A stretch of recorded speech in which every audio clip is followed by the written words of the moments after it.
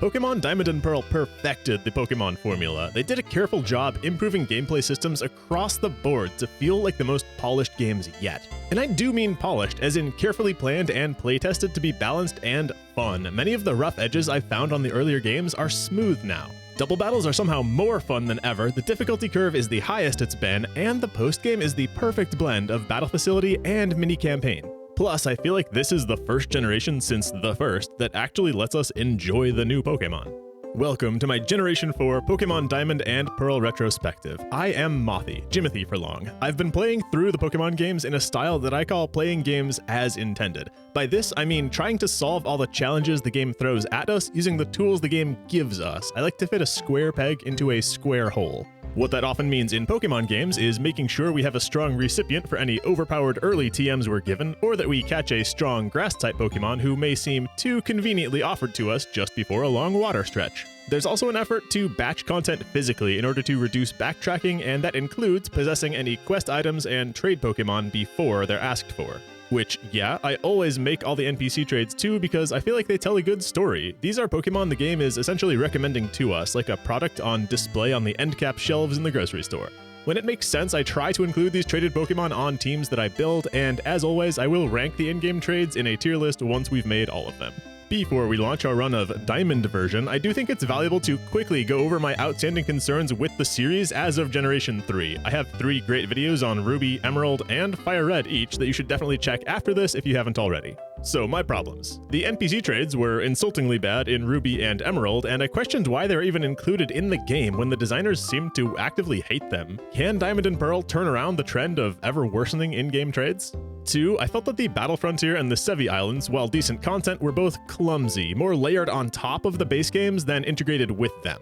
3, the burden of HMs was extreme. I do have a lot more to say on this later, but basically I think if you're going to have so many HMs, they needed to be diverse types, not have 3 water moves. And 4, I know I toot this horn a lot, but Generation 3 felt a lot more aggressive in the battle design. Every species got stronger moves and more coverage, and earlier, that made it hard to play defensive strategies. Killing them before they killed you was the way to win, and I'd hope to find some more love for defensive strategies in this game and going forward. A note on team composition for this run.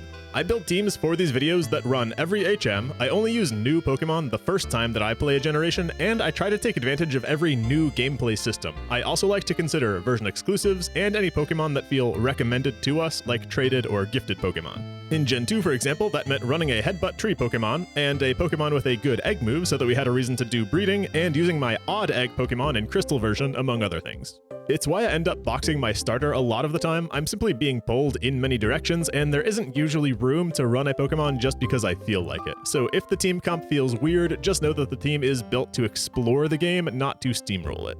In Generation 4, in approximately the priority that I wanted to include aspects on my team, I was looking at Honey Tree Pokemon, 4 new evolution stones, several NPC trades, new version exclusives, gender-based evolutions, location-based evolutions, attack-based evolutions, gift or special encounter Pokemon, swarm encounters, the Route 212 Mansion Garden Pokemon, and the Great Marsh. I didn't get them all, but I got close. So, that's the premise of the run. Let's begin playing and check out what Diamond and Pearl improved about the Pokemon franchise. I picked a male character to be heteronormative, but gosh, the male protagonist looks so stupid. He's a 40-year-old with the I go to breweries and play D&D fit.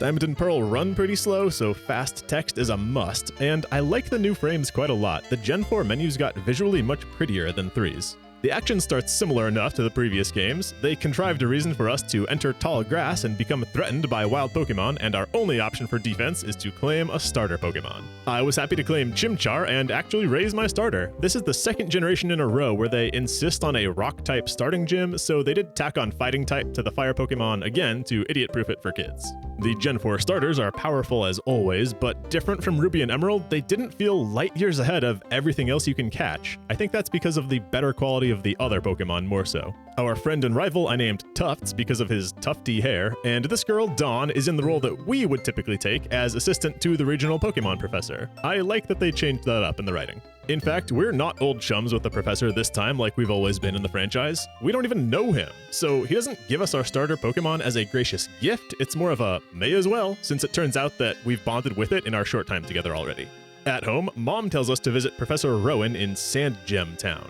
That's how this whole game is going to work. Some NPC will casually mention a location, which we have to pay attention to because that's where the game now needs us to go. It's not always a clear imperative like, hey Mothi, go here. It might be Tufts saying, oh, I heard Eterna City is nice this time of year, and now we're supposed to know to go to Eterna City. We're given running shoes just a few minutes into the game after we've gotten the hang of walking and battling. This game does do a pretty good job pacing the mechanics so that we're not overwhelmed at the start. Somebody at Game Freak was concerned about the user experience and only gradually adding in mechanics. I think that shows best in the gradual adding of Pokétch apps instead of giving them all at once. In Sand Gem Town, Professor Rowan officially releases our starter Pokemon to our care, which I name Chimchart. Thank you to my patrons and Twitch subs for helping me with nicknames for the team. If you want in on future team names, you know where to look. And while I'm promoting, I would be very grateful for positive interactions on this video if you're having a nice time. Thank you so much, y'all. Chimchart. Rowan hands us a Pokédex and asks us to find all the Pokemon who live in Sinnoh. We don't need to catch them all this time though, just see them, which happens naturally as you complete the game if you're thorough. This is a much better goal than to catch them all because it's actually attainable. I never had any wind in my sails for the earlier Pokédex goals because right off the bat, it's like, no, I know that I can't ever get a Gengar or a Huntail or the other two starters, so who cares? Just knowing that my goal can actually be completed this time has me jazzed to try. Dawn gives a little tour of town / tutorial, then alludes to visiting home, meaning we must, of course, visit home now. But first, introduce yourself to Dawn's little sister. She's going to be rooting for us behind the scenes, so it's lore accurate that we meet her first. We tell Mom about our new job of witnessing Pokemon, and Tufts' mom hands us a parcel as a vehicle for directing us to Jubilife City. It feels like our whole destiny is fated and we're just following stage directions the way they're bossing us around. Already, I do miss Generation 1 and 2 letting us explore and find where to travel on our own. This game isn't even open-ended. There are people or HM checks blocking us into a linear path anyway, so there's no reason they had to be so heavy-handed about telling us where to go. There's usually only one option anyway, we would have found it. Well, after tutorializing catching, Dawn hands us 5 free Pokeballs, as has been the standard for every game so far. Then pass our first easy trainer battles and a wild encounter or 2, and Chimchart has achieved level 9 as we pull into Jubilife City. Now, there's a ton of content here, but before that, I want to inch north on Route 204 to expand the team. One of the new Diamond Pearl mechanics I wanted to hit was the Shiny Stone for evolution. It works on only 2 species, Togekiss and Roserade, and well, Togepi is locked to the postgame, so Roserade it is. And the journey of 1,000 miles starts with a single... No, wild Roselia, which I do think might be the plural, are catchable later, but I feel that the start of Diamond and Pearl throws a ton of XP at you pretty fast, and if you don't spread that around, your team will pull quite far ahead by the time you fight Rourke. So, I welcome Da Precious to the team, a cute little baby Badoo. Now, we can start all that Jubilife content.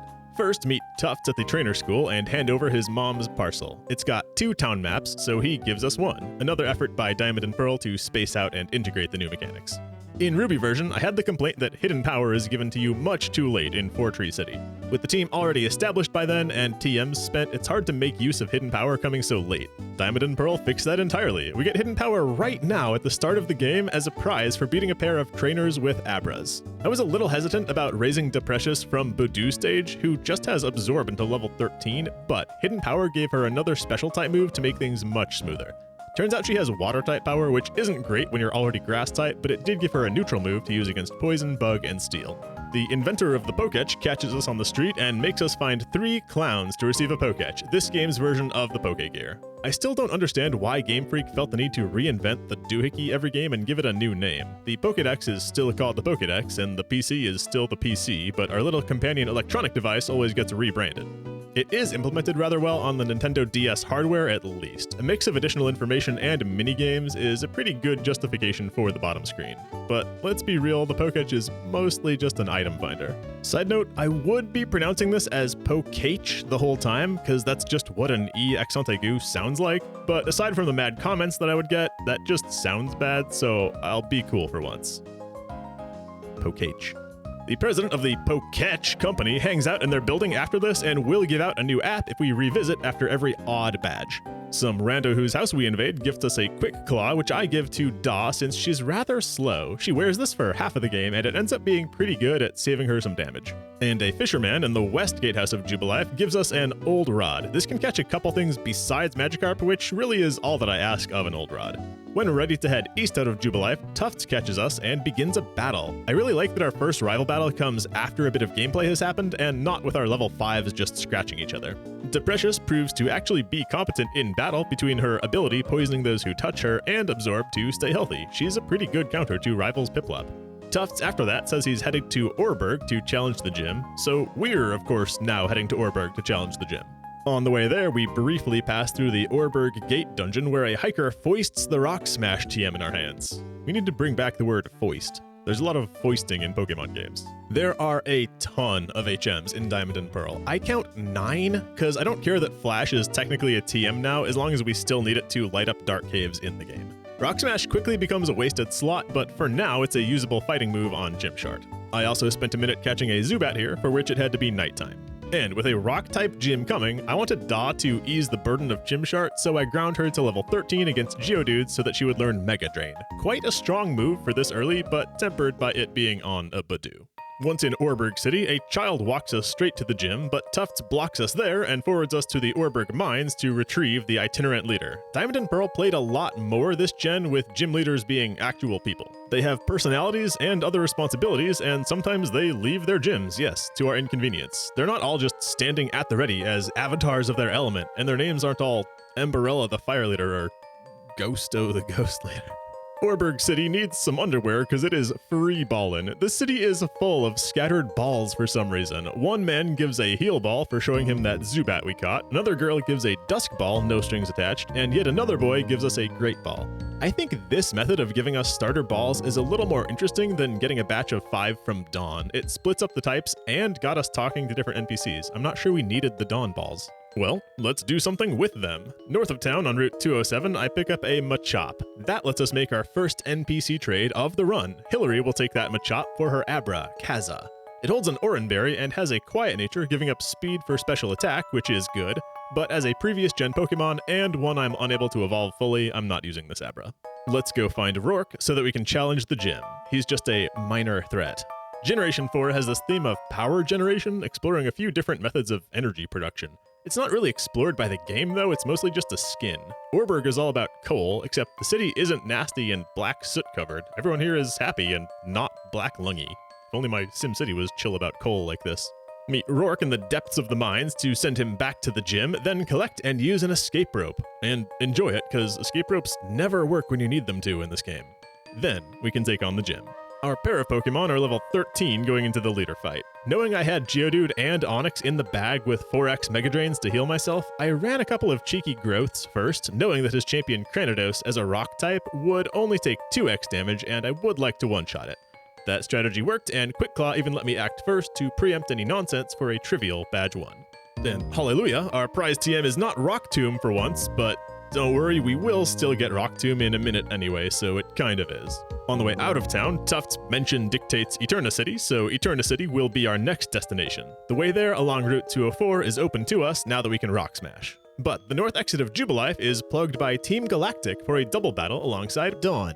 Team Galactic is the best written evil organization yet. Most of their dialogue, even at the grunt level, is written like they're human beings rather than cartoonish villains. A lot of grunts are just employees working for a paycheck. This fight got Chimchar to level 14 to evolve, which is too soon for a starter Pokemon, but I understand this level was set to help dumb people power up against Rourke. After the fight, Dawn tells us Rowan's field of research is evolution. Diamond and Pearl also has this vague theme about the meaning of evolution and why some species don't evolve, but this doesn't end up going anywhere. Like, the climax of the plot has Rowan conclude that, yeah, some species just don't evolve. Weird, huh? After the fight, a man from the TV station hands us a fashion case and asks us to drop by to play Dress Up. We'll get plenty of Dress Up during contests later, but I still visit now for the rotating random trainer battle in the corner. Mine was a guy with a level 17 Pachirisu. This fight can actually be tough at this point in the game, beware. I also collect my 1-badge Poketch app before finally rock smashing up through Route 204 and the Ravaged Path, where we do acquire that Rock Tomb TM. Game Freak really needs a new starter TM to give out. And not Bullet Seed either, that one also keeps happening. Gen 1 might have actually had the best early TM spread. Give me Water Gun and Mega Punch. Soon we reach Floaroma Town, whose mart sells repels. I stock way up on those because I'm only trying to see wild encounters when I'm trying to catch something. Gen 4 brought back the berry growing system from Gen 3 in a big way starting now. Berries can be planted in little patches throughout the world, watered, and now mulched to affect growth speed and production. For the most part, this is about making poffins to increase our contest stats, and it's not something I feel compelled to do. But berries can also be exchanged in exorbitant amounts for dress-up decorations. 10 berries is the lowest threshold for anything, so I'll try and at least achieve those. But imagine farming 250 corn berries for a cape. That's a lot of corn. I did like their album, Life is Pecha Berry. Exit Floaroma North, and we're funneled to the Valley Windworks, our second style of power generation. One girl wants help being reunited with her dad, but we have a catch to make first. I hunt in the Windworks grass for Arthur Job, the Pachirisu. There is a short menu of Amity Square compatible Pokemon, and among them, Pachirisu fits nicely on the team. Electric is generally a helpful type to own, especially because this game has like 25 Gyarados fights, but more importantly, Arthur Job has Pickup, which I've been running every game since it was invented because I'm super greedy. Okay, but actually there's a reason for it. I promise I'll stop running Pickup next game. The new evolution stones are given to us relatively late, but with some luck, Pickup can grab them sooner. Okay, moving on. Try to battle our way into the Windworks, then get forwarded to the Floaroma Meadow, where we gain the Windworks key after a few more battles. And the man that we rescue gives us our first honey. This is a weird mechanic that I'm not sure when to discuss because I'm not sure the game knew when we would interact with it.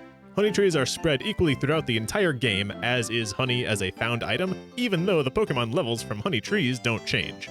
Paradoxically, the better access you have to honey trees, the less acceptable the Pokemon's level is because you're later and later on in the game. I'm gonna wait until we have more trees available to touch this system.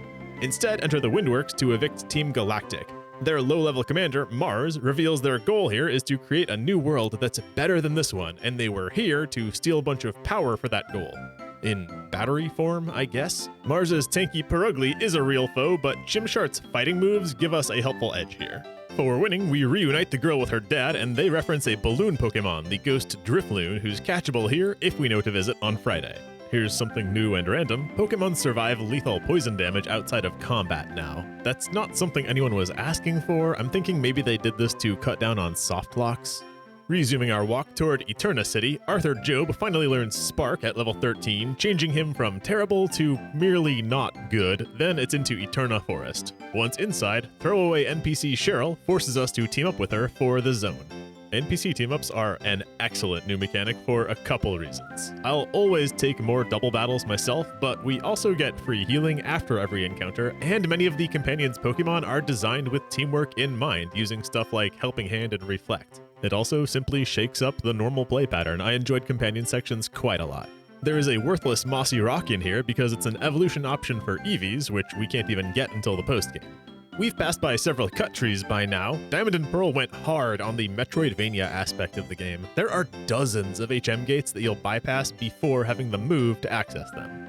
I'm sure I'm not alone in being overwhelmed by the stress of this. I have played my fair share of grid-based dungeon crawlers like Might and Magic, where you're playing the entire game with graph paper and a pencil. Difference is you kind of know that going in, and it's integral to the whole game experience. I think all games with a bunch of come back to it later areas need very helpful in-game maps. Shout out Ender Lilies for doing that. We can find Murkrows in these woods, Misdreavus in Pearl version. Between Drifloon and these two, plus a ton of TM support for Bug, Dark, and Ghost types throughout the game, Diamond and Pearl showed up hard against Psychic type. Seriously, these games have a vendetta. It made damn sure those evil Psychic types will not trouble us anymore. I pointed out previously how Generation 3 seemed intentionally making Grass type stronger by the meta it chose for the game. It does seem that Generation 4 decided that Psychic type needs to be de-emphasized. So, Murkrow and Misdreavus are the two possible targets for the new Duskstone, but we can catch one later, and we only just got Arthur Job, so I defer on that. On the far side of the forest is a grass patch where we've got to catch a Buizel though. This one's on the back burner as a potential waterfall user, but either way we need one for content, so I catch a spare. Then we're in Eterna City, one of two cities where Team Galactic has a presence. They seem to be a legit company in Sinnoh, aside their evil designs, so it's not odd to see them integrated with society. Cynthia says hello, some random girl with an interest in Pokemon mythology as far as we know, and hands us the Cut TM, which we cannot use yet. Thanks? Truman Show game for real. We can visit the bike shop to learn the owner has gone to the Galactic HQ after they kidnapped his Pokemon.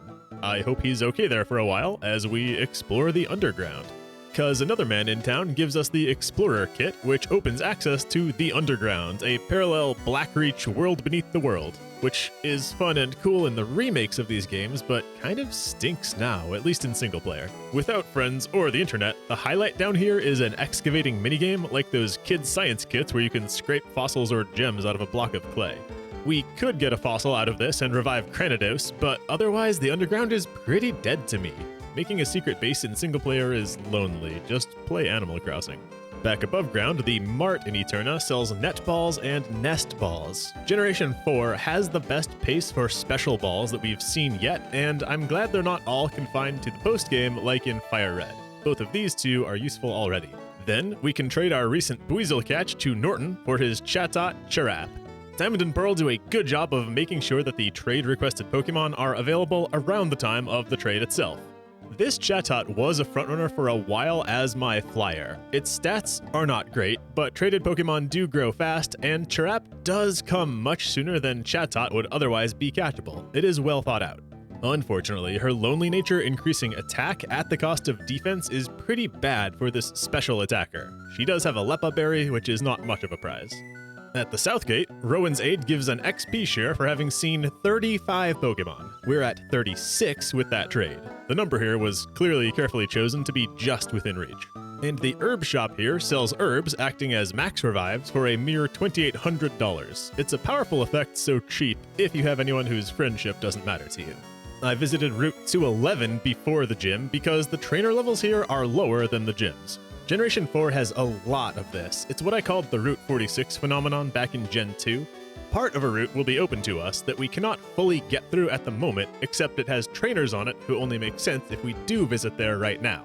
Visiting only once we actually have the HM or the plot flag to fully complete the area would have us fighting much weaker trainers than our party level. I'll just start calling this an early partial route. And with that early part of Route 211 done, it is gym time with our team of 3. The Eterna Gym actually has a fun gimmick we haven't seen before in a Pokemon game. It takes advantage of 3D perspective to hide the trainers at a shallow angle. I tend to enjoy perception as a skill in games. It's why I never mind dark levels in a video game, and yes, I did love The Witness. Leader Gardenia is not a challenge thanks to Chimchart's Flame Wheel. I even landed a burn on her poor Turtwig. She sends out a fully evolved Roserade that I'm jealous of because Deprecious is still stuck 2 stages lower. And I know this thing is holding bouquets, but don't they look like 2 electric Razorheads? TM86 Grass Knot is our prize for winning. It's a little hard knowing when to use this without a reference guide to the opponent's weight classes, but Arthur Job's moveset is so thin that I taught him this anyway. Winning also allows cut, so I do pause game progress for cut errands. We can head down Route 205 on the outside of the forest for a big berry patch where I plant a few that I never end up harvesting, and there's silver powder to strengthen bug moves. This game does the weirdest thing. For all of the move type boosting items, they'll give us doubles of one type, usually in close proximity, before handing us a single item for other types. We will get doubled up bug, ghost, dark, psychic, grass, and water items before the Elite Four, but not a trace of flying, fire, or steel type boosters. I cannot fathom the design decision for this, can you? To wit, the Insect Plate came right now as our second bug booster in a row as soon as we cut into the old Chateau within Eterna Forest. The Chateau contains some minor loot, notably TM90 Substitute, which feels early. That's our cut errands done, so I guess we can try and save that shop owner's Pokemon at the Team Galactic building. On the top floor, Galactic Commander Jupiter holds the Pokemon hostage, and we've got to battle to get them freed. Her Zubat is no issue, but Skuntank is a little scary, so I spend Arthur charming down his attack, making it safer for Deprecious to stun her, then grow a few times and win off of hidden powers. Bike Man will thank us with a free bike if we stop by his store after this. While the bike feels terrible to ride, as always, thank goodness they eliminated the 2-bike system of Ruby and Emerald. There are still 2 modes, but we can shift between them with a single button press. Which, why? Stop making the bike annoying, Game Freak. It already feels bad to ride. That little bump noise when you hit a wall makes me want to rip my hair out. And it's so sticky. The bike movement, not my hair. At least the cycling road this game is nice and straight, unlike the serpentine nightmare of Gen 3. At the bottom, instead of continuing south into the gatehouse, we can get off the bike, flip a Yui, and cut our way underneath the cycle path to a bit of loot and the Wayward Cave, which is dark for now, so actually do continue south, which lands us back in Orberg City, and detour into the Orberg Gate again with Rock Smash to acquire TM70 Flash, or as I call it, essentially HM9. And thanks to the bike, we get a Brick Break TM while we're down here. I teach Flash to Arthur Job, then carry on my Wayward Cave with the power of Flash. I really enjoy this dungeon, because it's optional, interestingly laid out, and has a fun companion section with Mira once you find her in the back. Hug right instead of left, and you'll find her relatively early. I had gone left on my first play, and only found Mira once I was almost done with the area. And pack a million repels because this place is gigantic. There's not much reason to come here though besides the battle experience. Return Mira to the entrance, and we're free to continue with our life. That means traveling east on Route 207 towards Hearthome City. It's another trainer-heavy route. I like that normal trainers in this game will have the starter Pokemon. I know there's been like a scant Victory Road Charizard before, but only this gen is it normalized for people besides us and our rival to have ever heard of the starter Pokemon lines. In a brief Mount Coronet pass-through, we run into Team Galactic's leader, Cyrus, who's speaking like Archangel Michael about how humans ruined what should have been a perfect world, and he's gonna make a new one and do better. While I do kinda get the feeling, gestures broadly, it's not that simple, bud. We must cultivate our garden. Once back outside, meet the Berry Master. His 4-tile garden is much less generous than the 12-tile plantation of Gen 3's berry guy. You gotta do a lot more location hopping if you want to farm berries this time. A creepy black belt hands us the odd keystone with just barely enough hints on what to do with it that a persistent player might not have to Google how to get Spiritomb. And with that, we're in Hearthome City. On the way into town, we help Kira recapture her escaped Boonieri, then she encourages us to visit the contest hall. Several NPCs in this game speak as though contests are an alternative way to enjoy the game instead of the normal battling and gym challenge. I wish that were true, but to unlock the moves and berry plots that we need to master contests, we are forced to play the normal game anyway, so I don't really buy into this other way of playing stuff. A hiker in town gives us an egg that he doesn't feel like caring for. I don't like boxing eggs, so this thing is along for the ride until it hatches. Then, do not speak to this fisherman until you enter the fan club behind him and receive the Poffin case from its talkative president. Only then can we talk to the fisherman for an escort to the contest hall, where another man gives us a Poffin, but only because we bothered to get that case first. Hearthome City contains Amity Square, a big park where we can walk around with a Pokemon outside of its ball. Where we can only walk around with a Pokemon outside of its ball. And the list of compatible Pokemon is rather short. It's gotta be a cute Pokemon. They don't want an Amity Square horror. This is a mechanic that I almost missed due to not having a Pokemon off the list, but deciding late to include Pachirisu did make everything work out. You will want to visit here because the loot inside the park is good. There's a Ghost-type held item, Amulet Coin, and a Secret Power TM. Secret Power isn't quite as exciting as in Fire Red, coming a little later as it does, but someone's gonna be holding that Amulet Coin for the bulk of the game to build up some Like a Dragon Infinite wealth. Back to the streets where we began, we can visit Bibi's house, the sysadmin of the Pokemon box system. This time, she acknowledges that Bill did develop the system and she just iterated on it, unlike Lynette in Gen 3 who kinda rewrote history. One woman gives us a free Shell Bell, another decent held item, then I got jump scared by Tufts, forcing a battle as I continued exploring town. He's added a Ponyta and evolved his Piplup, but also added a Roselia? Come on, bro, I've been working so hard for Precious to like me and you waltz in here with a Roselia who loves you? I feel like the bad guy rival from Gen 2. And with that, we've done every other errand in Hearthome City. We cannot avoid participating in a contest any longer. That one free Poffin we got, I feed to Arthur Job, then I enter him in a cool contest. Cause all the cool kids, they seem to fit in. They do offer practice contests, but screw that, we're doing it live. The appearance round in Gen 3 was a total forfeit if you hadn't been feeding blocks to your Pokemon, but the dress-up component in Gen 4 allows us to actually score some points, even without prep. We do have several dress-up pieces just from talking to NPCs throughout the game already. I found it adorable how the NPC competitors dress up their Pokemon. I was smiling wide during the unveilings of this round. Maybe I should have practiced round 2 though. I thought this was just a super easy rhythm game where we press the right color as it passes the fret Guitar Hero style, but I think I misunderstood something fundamental here. I have the Beat Saber Platinum trophy. I promise I should be acing a rhythm section if I don't skip the rules. The final round is similar to Gen 3's, a vaguely Darkest Dungeon styled turn-based pseudo-combat. I got slaughtered here by only having 2 on-type moves, but thanks to a strong round 1, Arthur Job actually managed to take first place and earn a cool ribbon. My conclusion on contests is the same as from when I played one in Ruby version. Despite my skepticism going in, I had a ton of fun playing this, and I would do it again if there was any sort of progression or extrinsic reward for doing these. But there's not. Maybe this one should have been its own video game. We are not allowed to challenge the gym here yet, so progress lies to the east on Route 209, with the team now around level 25. A fisherman gives us the good rod here, and as we turn around to go utilize it, I am so happy to announce that Diamond and Pearl have good fishing.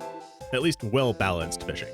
The good rod comes early enough in the game before we require a surfer, so it feels more like choosing to welcome a water Pokemon to the team rather than catching one because we have to. And the super rod comes late enough after this that the good rod has had a long period of use. On top of that, the levels of caught Pokemon are high enough to add to the party without a ton of grinding. I went to go fish in the western reaches of the world where we can catch Finneon. We need one of these for content, and I would like to raise one on the team, so I catch 2 and take my pick. But they did both end up being named Boogie because I had to name them before comparing and choosing. Only one of them had Swift Swim ability, so welcome Boogie to the team. I was actually planning Floatzel as my waterfaller for a long time because of his nice attack stat, but I audibled into Finneon because I felt my team was strong enough at this point to support a charity case, on top of a desire to speak about fishing. Well, I was very wrong about Finneon being a charity case, but it takes a while to dawn on me. At this point, I was under the impression that he would be weak. His stats on paper didn't read great to me. Okay, back through Hearthome to Route 209 for real. R-E-A-L, real. Chanseys are in the grass here at a non-ultra rare encounter rate. It's always nice to see them relaxing the gatekeeping on earlier rare Pokemon. Ideally, you're running this route in the morning for a couple of extra fights against joggers. They don't have a ton of cash, nor are they especially cool battles, but still.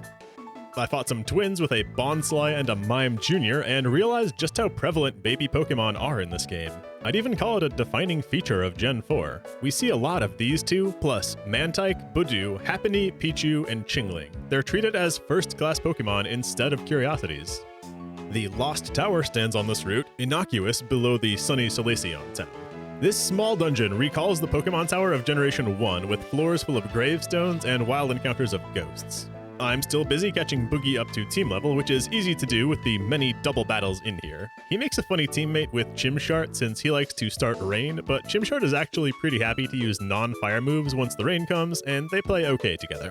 At the top of the tower, we're gifted HMO4 strength by an old woman because we had the emotional strength to climb up here. It's kinda loose. We won't have the badge to use that out of combat for a long time. It's the first time an HM has come long before its permission badge, but upon reflecting, it's not a bad choice, only unprecedented. Strength is appropriate to attain at this point as a combat move. Then I had to save my game and wait for nightfall. Murkrow is destined for the team, and he only shows up at night. As a Diamond version exclusive and a new Stone evolution, there was no question that Murkrow would be our flyer for the run. Welcome egg prices to the team. I made sure to catch one with Super Luck ability, which increases critical hit ratio. Beyond that, I didn't worry about his nature. Egg prices hits damn hard and will likely one-shot whatever I bring him in for. Now here's some salt. Escape rope doesn't work in here. They even have the audacity to hand you one, but it's never time to use that when I go to escape a place. They only work like 20% of the time, I swear. Everybody boo Gen 4 for its bad escape rope design. Okay, they break up the long road to Veilstone City with the pastoral Solaceon town. This is home to the game's daycare, at which I momentarily drop off Boogie just to collect a Poketch app, but otherwise it's not a thing that I touch this game. Solaceon's other big feature is its ruins. Visit this woman's house for a seal case, which lets us customize Pokeballs. Good luck figuring out how to use this, though. I entered the ruins to find that woman's son and send him home, then grabbed some good loot, including doubled-up Psychic held items, but I'm not here to catch unknowns. Yet. So, refreshed, let's continue north on Route 210. I can't stop the rain from falling. I'm drowning in these tears I cry. It's naturally perma-raining here, so I sent Boogie into battle as much as I could justify. With his Swift Swim speed boost, he's always attacking first, and with the water damage boost, his output isn't terrible. Even against sturdy neutral matchups like Bronzor that you'll fight a lot this game, Boogie attacks okay in the rain, and his high defense stands up to their attacks pretty well. I reach a crumbling tower and insert the odd keystone, which would enable Spiritomb if I was playing with other people. Then I get a Shockwave TM, which is hard to make good use of, but it comes at an interesting time, carefully placed before this Gyarados fight. The first of many Gyaradoses in the game. It's actually the second most common foe you'll fight. There's at least 24. Diamond and Pearl does heavily reward an electric type on your team strictly through Gyarados frequency. It was a long time between cities, but after one more push, we finally arrive at Veilstone City, the Celadon of Gen 4. This place is laid out annoyingly with buildings elevated on short plateaus, but not enough staircases for going up and down. The department store sells the items that normal marts don't yet, such as Ultra Ball and Max Repel. Now, in previous games, I've stuck with Super Repel since it has a better price to duration ratio, but I'm getting sick of constantly reapplying it, so I decided it's worth some bonus expense for the slightly longer application, and I picked up a load of Max Repels. How many repels have I used filming these videos so far? Like 600? It's anathema to suggest these games just add a toggle for wild encounters, right? I am still convinced that fresh water is the ultimate healing item, and I spent several minutes hammering the vending machine on the rooftop for a bunch of those. The TM counters here don't have anything groundbreaking. They really haven't since Generation 2 sold us the elemental punches in Goldenrod City. Hyper Beam is available for 7,500 cash, or you can get its physical analog, Giga Impact, at the Game Corner for a cash equivalent of 400,000.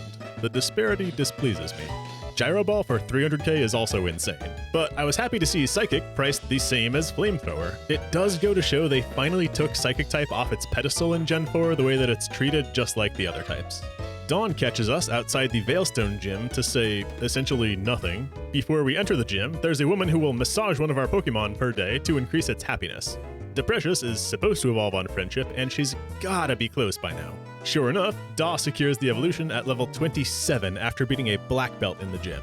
I was a little salty passing all the trainers with their lower leveled Roselias, but we earned this one. They just caught theirs wild. Probably. Maylene is a normal human being, and I appreciate that. It sounds like she kind of stumbled into the gym leader job and doesn't buy into any of that super macho fighting stereotype crap. She just takes fighting seriously. Egg Prices easily dispatch her first 2 fighting Pokemon, but I send Chimchar against her Lucario to address its fire weakness. Side note, I love how opponents during tough battles will nose in and make little "you haven't won yet" type interjections. Lucario bones down Chimchar, so I have to send in Arthur Jobe, who's able to land a Paralyze and give me a chance. Maylene Hyper Potions, but some rain-boosted water pulses from Boogie are able to take me home, while Boogie's sturdy enough to survive Force Palm. The Drain Punch TM we get for winning is only really solid on a low punny if you really drill down on who can learn it. A lot of TMs have kind of narrow user pools, and even narrower if you consider who's physical versus special attacker and who doesn't learn a strictly better move more easily. Dawn is still lurking in front of the gym when we exit and asks for our help retrieving her Pokédex from Team Galactic's warehouse. After teaming up with her to defeat 2 grunts, both they and Dawn name drop Pastoria City as our newest suggestion command. But first, step into the warehouse to acquire the Fly HM, meaning it's finally time to catch our Honey Tree Pokemon. You can catch more flies with honey, but you can catch more honey with Fly. To get a Honey Tree Pokemon, you have to smear consumable honey on a yellow tree, which can fail, so you've got to inspect it after and maybe apply twice. Then wait at least 6 hours, but not more than 24. Back when I streamed Brilliant Diamond, I only went live once a week, so none of my honey trees ever had Pokemon in them, and I got so gaslit swearing I had covered them. We have to buy a load of honey one by one from the man in Floaroma Meadows, then prance around the world smearing honey on 1 tree per route. By waiting until this point in the game, we have access to maybe 12 trees. More is better if there's a specific Pokemon you want to find. So I hit them all, waited 6 hours, and Cherubi, Combee, Wormhole, Burmy. Listen, I'm not begging for a Munchlax, I just want an Aipom. But it took me 3 whole batches of honeying every tree I had access to and waiting until one of the encounters was a silly little monkey. I finally found an Aipom tree and caught one with Pickup to let us double dip now on chances for Evo Stones. The good news is, the species of Pokemon is decided when you slather the tree, but its level, nature, etc. is randomized only when you check the tree, so you can save before checking to farm for the right ability. Welcome Goldfinger the Apom to the team. She allowed me to utilize the Honey Tree mechanic and demonstrates new move-based evolutions because Goldfinger will only evolve once she knows the move Double Hit. Perfect, because Goldfinger only did have the 2 hits. By the way, I found it very worthwhile to carry a stack of Paralyze heals in this game and to a lesser extent antidotes. There are enough surprise Force Palms and Pikachu statics that it will save you some headaches, and Diamond and Pearl have some longer routes and larger dungeons that make it tougher to leave for a Poké Center if you forget to heal. The team besides Goldfinger is level 27 at this point, and Duskstones only enter the pickup prize pool at level 31, so I used Arthur for the next few battles until he hit level 28, and rare candied him to 31 to get started rolling on Duskstones after every fight. With Pastoria City as our destination, we have a rare choice on how to proceed there, routes 213 and 14 on the east, or route 212 on the west. I had Route 212 penciled in from when I thought I might be catching a wild Roselia, so that's where I began. These 2 trainers on Route 212, Gentleman Jeremy and Socialite Reyna, carry huge stacks of cash. It's well worth amulet coining this fight to walk away with 15k, and they make great VS Seeker rematches if you're gonna bother using that. The younger, slightly less rich couple inside the mansion yard are a similar story. And for what it's worth, try to play this section at night so that the cops will battle you. Police are the opposite of joggers. You heard it here. There's not too much for us inside the Route 212 mansion. I had hoped to raise one of the unique Pokemon that can appear daily in the back garden here, but that mechanic is perversely locked to the post-game. So, in fact, are a lot of catching mechanics. This was finally going to be the Lickitung run now that Licky Licky exists. Longtime viewers know how I keep almost running it, except it's a swarm encounter only, and swarms don't occur until the post-game. For location-based evolutions, that's Mossy Rock, Icy Rock, and Magnetic Field, we have access to the locations, but not the Pokemon who use them until the postgame. Even the 2 Dawnstone species are postgame only, which did make it all the more important to me that I used the other stones on the team, so Roserade was a lock any way you look at it. Anyway, this maid gives us a Soothe Bell, which would have helped Deprecious evolve quicker if we got it on time. The lower reaches of Route 212 is a constant rainstorm, so I make the opposite of hay while the sun does the opposite of shine, and use Boogie in most fights. But I noticed there's a striking prevalence of water ground types in the game whose only weakness is grass. Between Quagsire, Barboach, and Abundant Shellos, Deprecious had a lot of responsibilities this run. With all the anti-psychic tools we're fed, then the decent grass support, including the near absence of fire types to prey on them, you can definitely perceive an intent by the developers to construct a certain metagame through the type balancing. Psychic and Fire are on the downtick, Grass, Dark, and Ghost are all on the upswing. Ice is also the worst it's been in forever because there's a lot of fighting and no Dragon Champion demanding Ice from us on the offense. Oh yeah, and I haven't made this joke yet. Watch what happens when egg prices use Fly. Egg prices fly up high, but it's an immersion break if they ever come back down. Some ex-weather girl has a house here where she'll trade the weather TMs for 10 colored shards. Shard farming could be one more reason to play with the underground besides fossil Pokemon, but we get most of the weather TMs naturally anyway. Sunny Day itself was just a few screens over. Then the eastern reaches of 212 are downright unpleasant. You can get stuck in deep mud, which takes D-pad mashing to escape, but it can happen again immediately.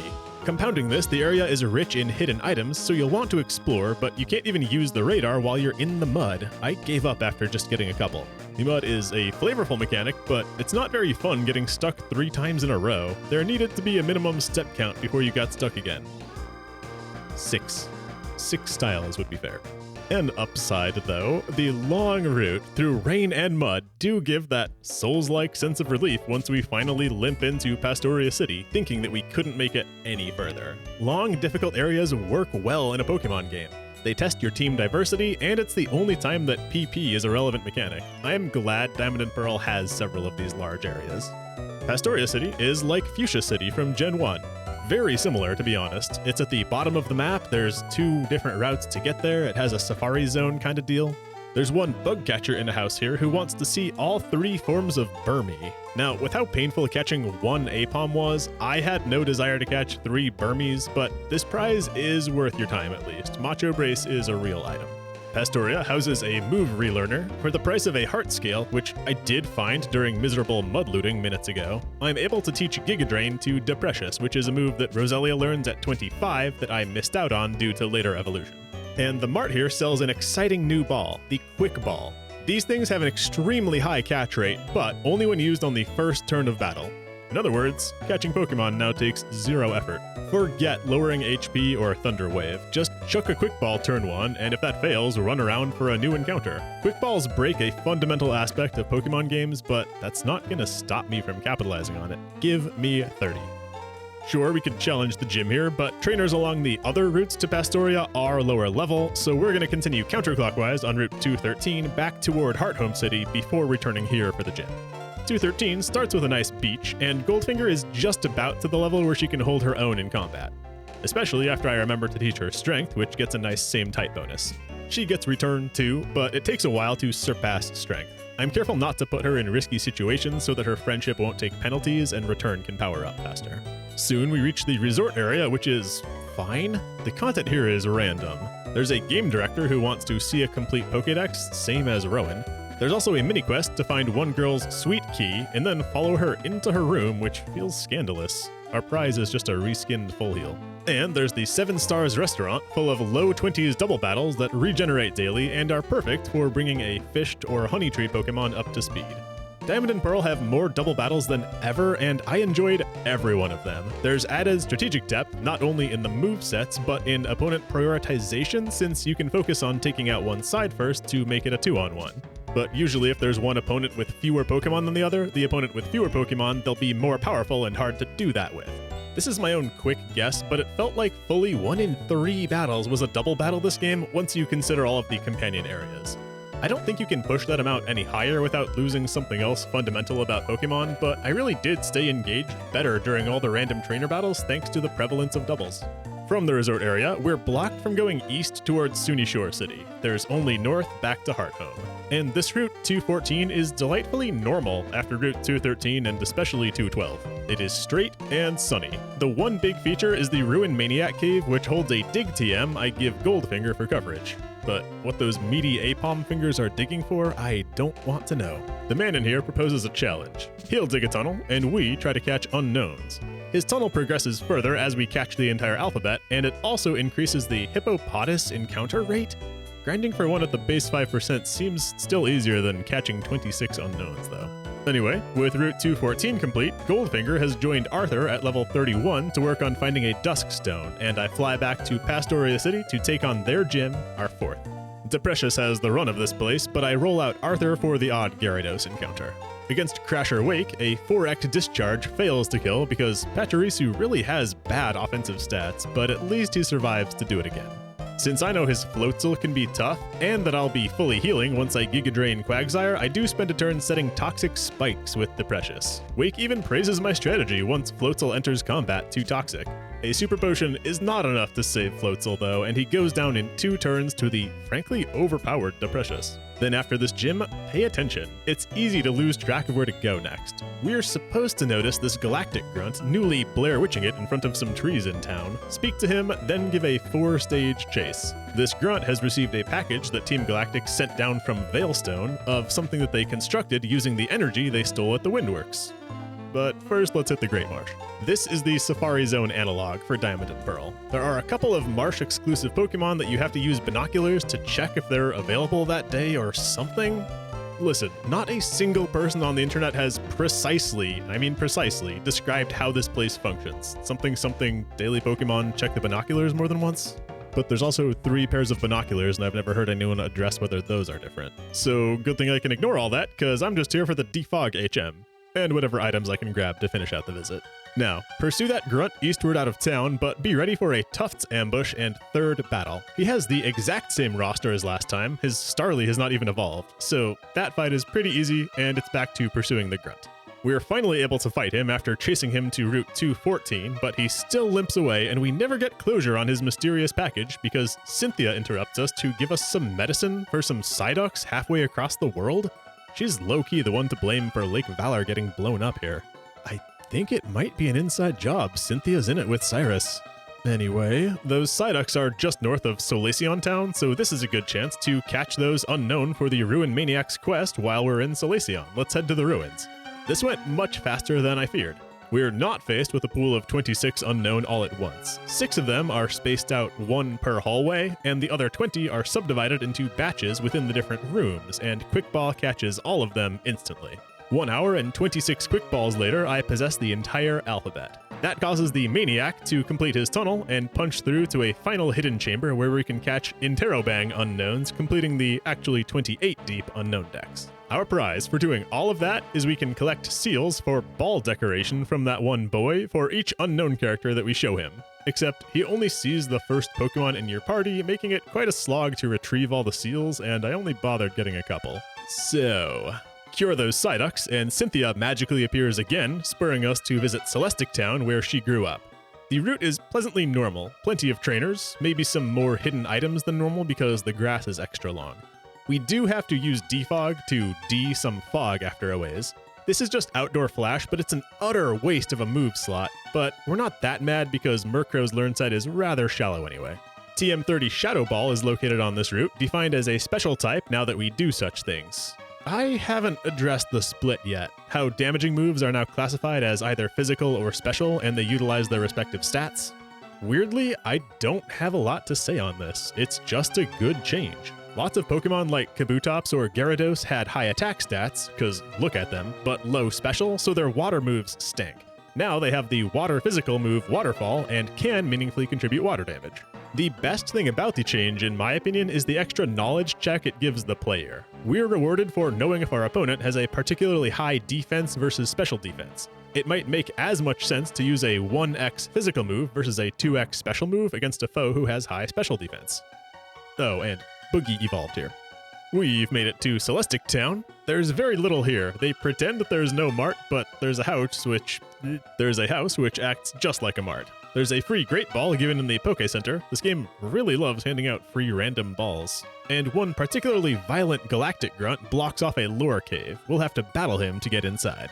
Inside the cave, there's art of the legendary Psychic Lake Trio surrounding another powerful Pokemon and containing it. And then Cynthia's grandma busts in, hands us the Surf HM, and Imply commands us to Heart Home, where we'll now be allowed to challenge its gym. Cyrus catches us on the way out, but it's not a showdown. This man does not dislike us, he simply wants to make his own universe and thinks that everyone who's squabbling about that is not thinking big picture. I really enjoy this bad guy that you know is gonna be a problem, but is cordial to you for the first half of the game trope. It's very Sephiroth-y. Surf goes on Boogie for a large power increase, and I dip west onto the eastern early partial route to 11, whose western side we visited long ago for some trainers. Then onto Heart Home Gym. Like Blaine's from Gen 1, I intentionally get the quiz questions wrong for that high-quality trainer battle experience. This gym is Ghost type, which egg prices rocks, but I let everyone except Goldfinger get a piece of the pie just to keep levels fair. Against the leader Fantina, Arthur gets to punish the flying type of her Driftblim, then egg prices take a big hit getting outsped by Gengar, but I still win the matchup. I'm forced to spend Da Precious paralyzing her Mismagius, though once that lowers her speed, I do get to reprise egg prices for the lethal payback. In 2 senses. Our prize is Shadow Claw, a physical ghost move to complement Shadow Ball, but the much bigger prize is Surf Permission. Cynthia meets us outside, yada yada shut up, we have surfing to do. Surf comes particularly late in this game, and as such, there is a ton of content we can now backtrack for. Big picture, this game gated a lot of power behind Surf specifically. They decided this is the point in the game that we should finally be getting access to all the evolution stones and some of the best TMs. First, a flight to Jubilife for our 5-badge Poketch app. Then to the flower shop in Floaroma because I by now had enough Raz, Bluck, and Nanab berries to cash in for dress-up decorations. It turns out you get enough for those ones naturally without having to farm. Okay, Surf. Our first action is going to look a lot like advancing the game normally. Remarkably so, but don't get it twisted. Boogie starts our surf errands by taking us west on Route 218. This grass on the far side is the first place in the game, mind you, in Pearl version that you can catch a Glameow. It just feels really late for such a vanilla normal type. Goldfinger dinged 32, slapping down a Gyarados to learn Double Hit, which means after combat she evolves into Ambipom, a well-deserved Gen 4 evolution for what was an underwhelming Generation 2 Pokemon. At the gate to Kanalav City, a Rowan aid upgrades our Pokedex so that it can show gendered forms of Pokemon. Pikachu tails are butt-shaped if they're female, apparently.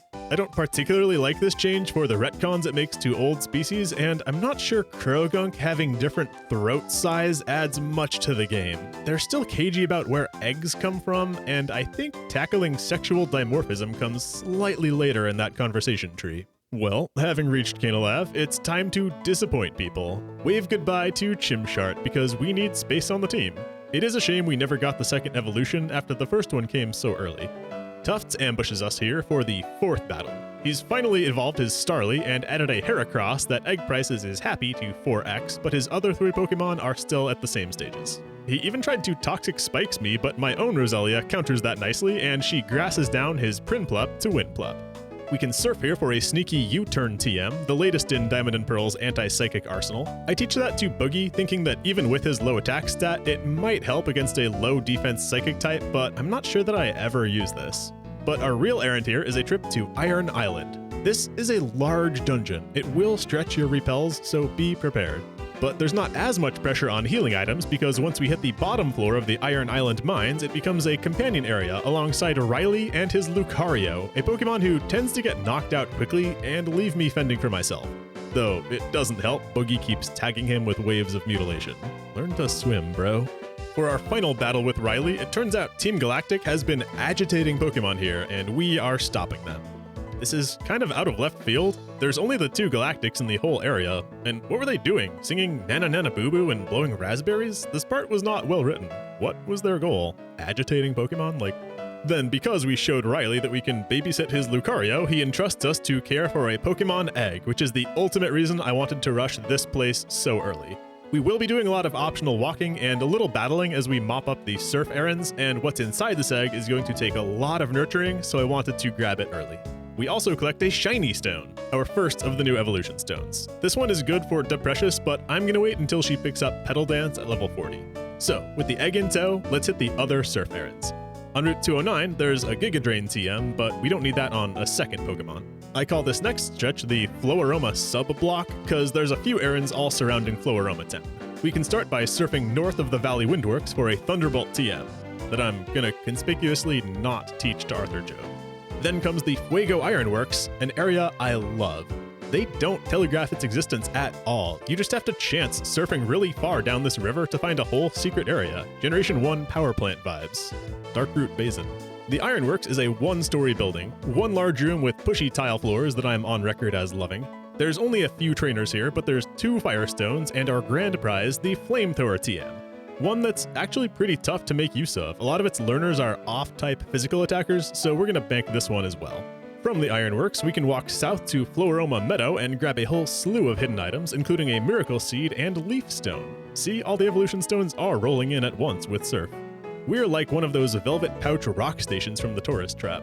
Okay, but that's the end of the Floaroma sub-block.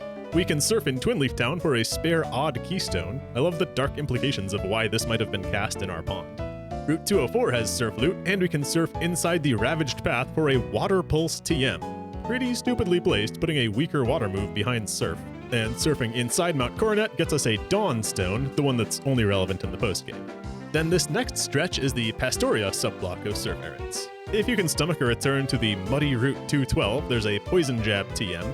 I also nabbed the Rose Incense and VS Secret the Rich Folks while I was around for a huge prize. And I don't mean the money. Socialite Reina's rematch finally triggered my lucky pull of a Dusk Stone held by Goldfinger. Interesting that it happened right as I collected all the other Evo Stones. I slapped that on Egg Prices right away for the Haunchcrow evolution, maximizing his attack stat, but actually giving up a lot of speed in the change. Unfortunately, his low speed and defensive stats means he's often only good for 1 matchup per battle, but he will crush that one opponent. East of Pastoria, we can surf the sea for several battles and a Water Stone. There's something really minor I enjoyed about encounter design in Diamond and Pearl. See, this swimmer has 3 Gyarados. In a previous Pokemon game, their levels would have been 30, 30, and 30, or some cute pattern like 30, 32, 34. Here, their levels are 30, 29, and 31 in that order, not even ascending. I just love how they got a little more organic with the encounters. It helps the world feel more alive. And then I bicycled up and down for a few minutes.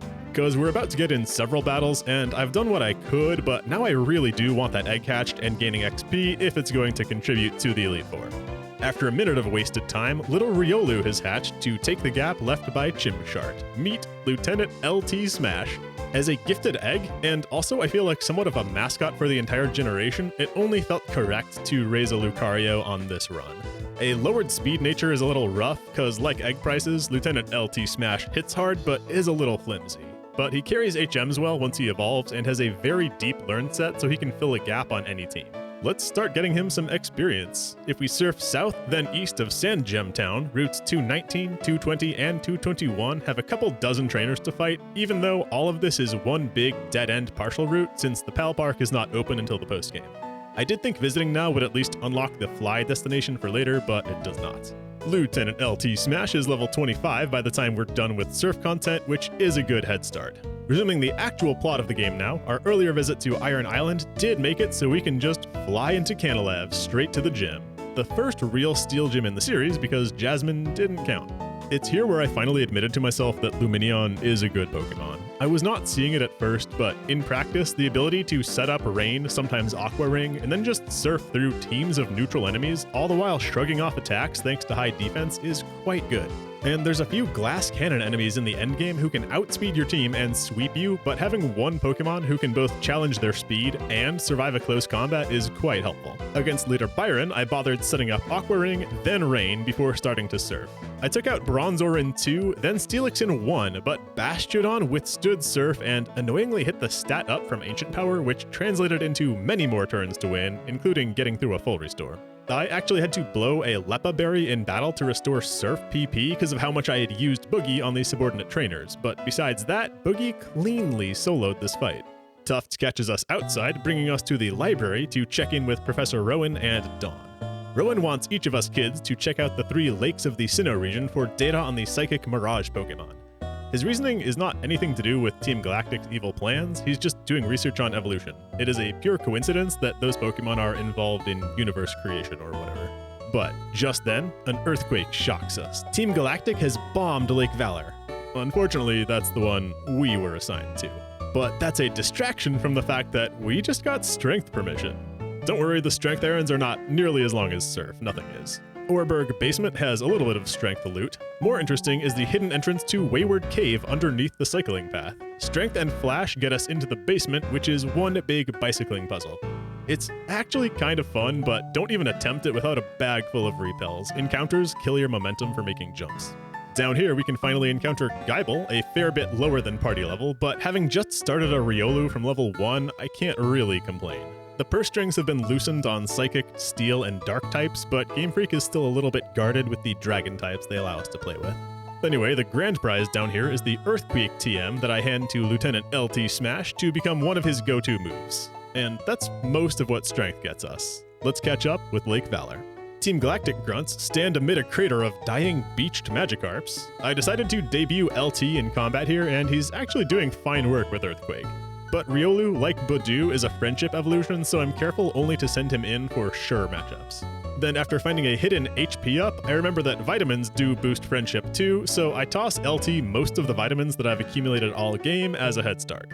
A few grunt battles later, we enter Valor Cavern to meet a new galactic commander. This is Saturn, rocking hair tufts just like our rival. Diamond and Pearl really love this hairstyle, bird keepers have it too. Egg Prices dumpsters his Kadabra and Bronzor with payback before flying to beat his Toxicroak in a clean sweep. Then we learn Team Galactic's scheme is to capture each of the legendary lake Pokemon that Rowan has us investigating. Saturn mentions Lake Verity next, not Lake Acuity, so that's where we'll go. A few grunt battles at Lake Verity, and we rescue Dawn from Commander Mars, our first battle against Mars since the Valley Windworks. Boogie has plenty of room here to set up and sweep, even against the tanky Perugly. Then Mars spills the beans about Galactic's plans as we beat her, cause they've already succeeded in capturing all 3 lake legends, stirred into accessibility by Saturn's bombing of Lake Valor. We and Dawn are okay, but Tufts may still be in danger at Lake Acuity, so we're off to find the 3rd lake. And the road to Lake Acuity is long, so pack tons of medicine and clear your evening. The way north begins through a strength-gated special area of Mount Coronet. Defog, Surf, and Rock Smash are needed as well to loot everything and see where you're going. It's mostly just one large mountain chamber. Then we're spit out into the land of the ice and snow from the midnight sun where the hot springs flow. It's automatically healing on Route 216, which has very little impact on battles except making them take even longer with weather messages and chip damage every turn. I have heard some complaints about the battle speed being slow, and I do concur, especially during weather effects, but I'm not going to be told this game is much worse than Emerald. I'm used to combat dragging for a few games running now. If anything, I wish the game UI would speed up. The menus are quite slow. One small lodge along the way mercifully has a cozy bed that acts as a Poké Center because we're still quite far from the next town. I found myself backtracking to rest here a couple of times due to the still large number of trainers to come to the north. That would be Route 217.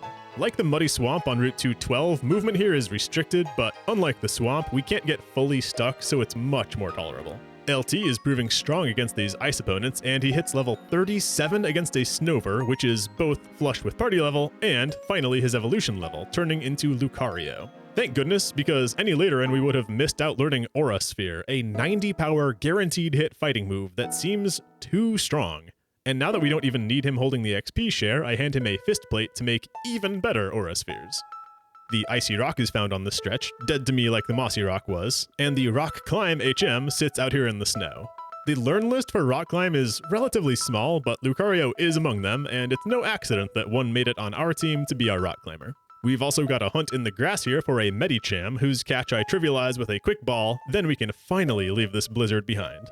Pass through the Acuity Lakefront where the snow and trainers let up, and finally enter Snow Point City, home to the 7th Sinnoh League gym. Here, I can trade that Medicham we just caught to Mindy for her Haunter. Haunter, who we all know evolves into Gengar when traded.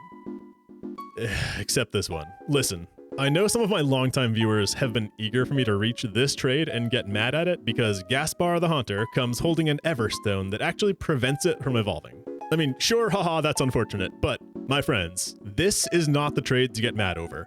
Earlier in this same game, we traded a Machop for an Abra, not a Kadabra, and to me, that's no better. It's another trade evolution that they dangled in front of us, but decided not to give us, and there's a long history of this. In Gold and Silver, you trade a Drowsy for a Machop, not a Machoke. It's no better. Hell, every trade in Emerald version is the developers taking a massive dump on the players, including an endgame Bagon for a Horsey. Again, not a Seadra, which could have evolved into Kingdra.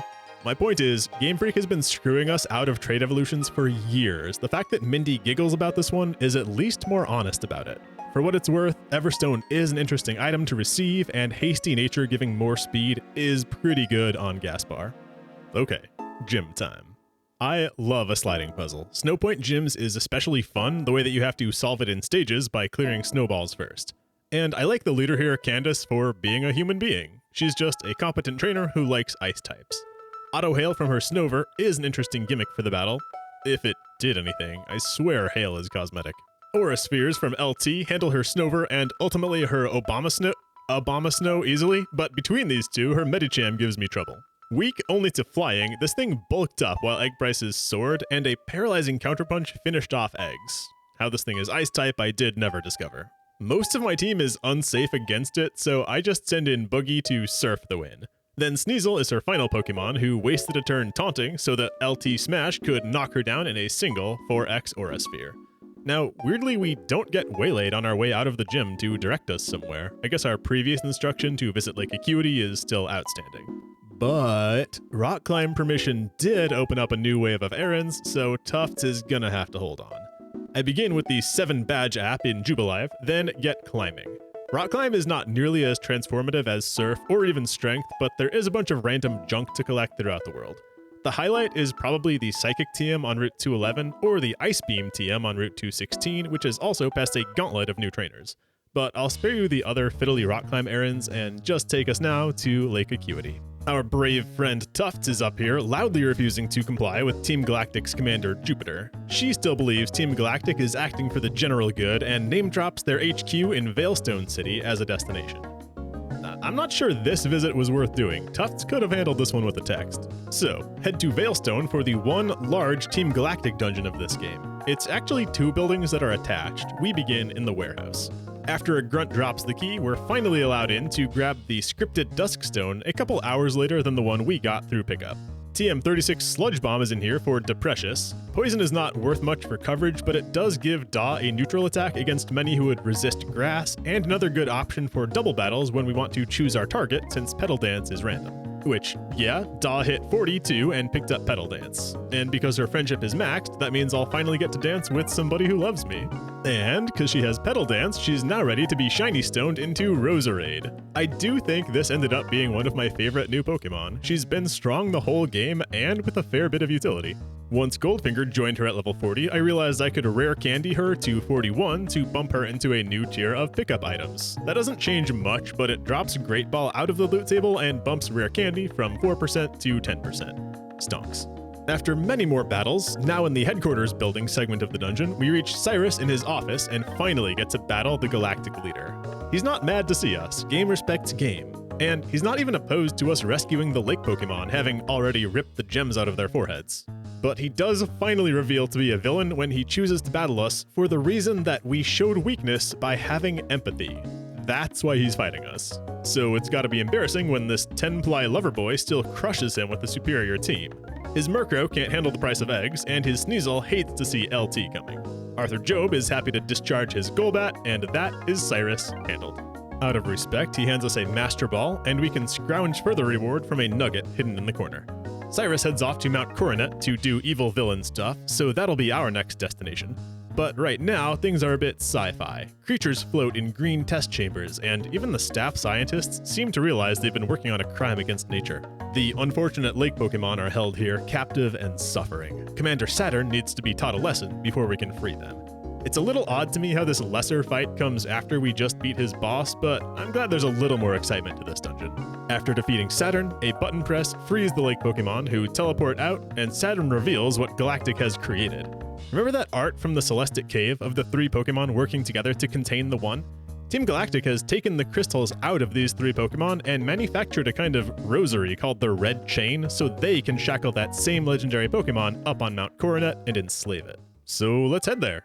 Shout out this one stupid segment of Route 208, by the way. It's got trainers just out in the open the first time you go through, then 1 trainer at the appropriate level when you can surf to him, 1 trainer at the appropriate level when you can rock climb to him, later 1 trainer at the appropriate level when you can waterfall to him. It's so crappy. You'll see this screen more than anywhere else if you visit all the HM spots as you acquire them. Or like I said, do it all at once and then have to fight random trainers 20 levels below you.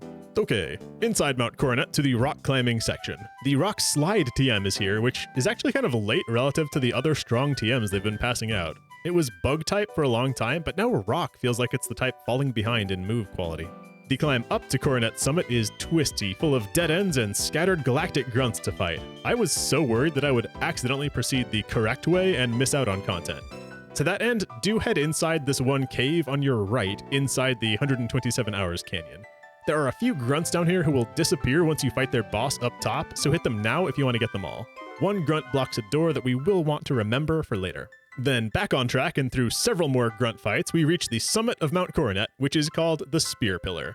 Fortunately, we're above the clouds now and the hail is not active up here. Cyrus uses his red chain to summon Dialga, which makes really sweet use of the 3D graphics on the DS. The world gets coated in an effect that looks like when you put your eye right up to an old computer monitor as distortion spreads. Dialga cries out, Gugugaba. The way they spell out Pokemon cries has always been weird, but this one cracks me up. It sounds like where Aladdin grew up. Cyrus decided this world sucks too much, so he's gonna create a new one and rule it. And I guess we're here to stop him.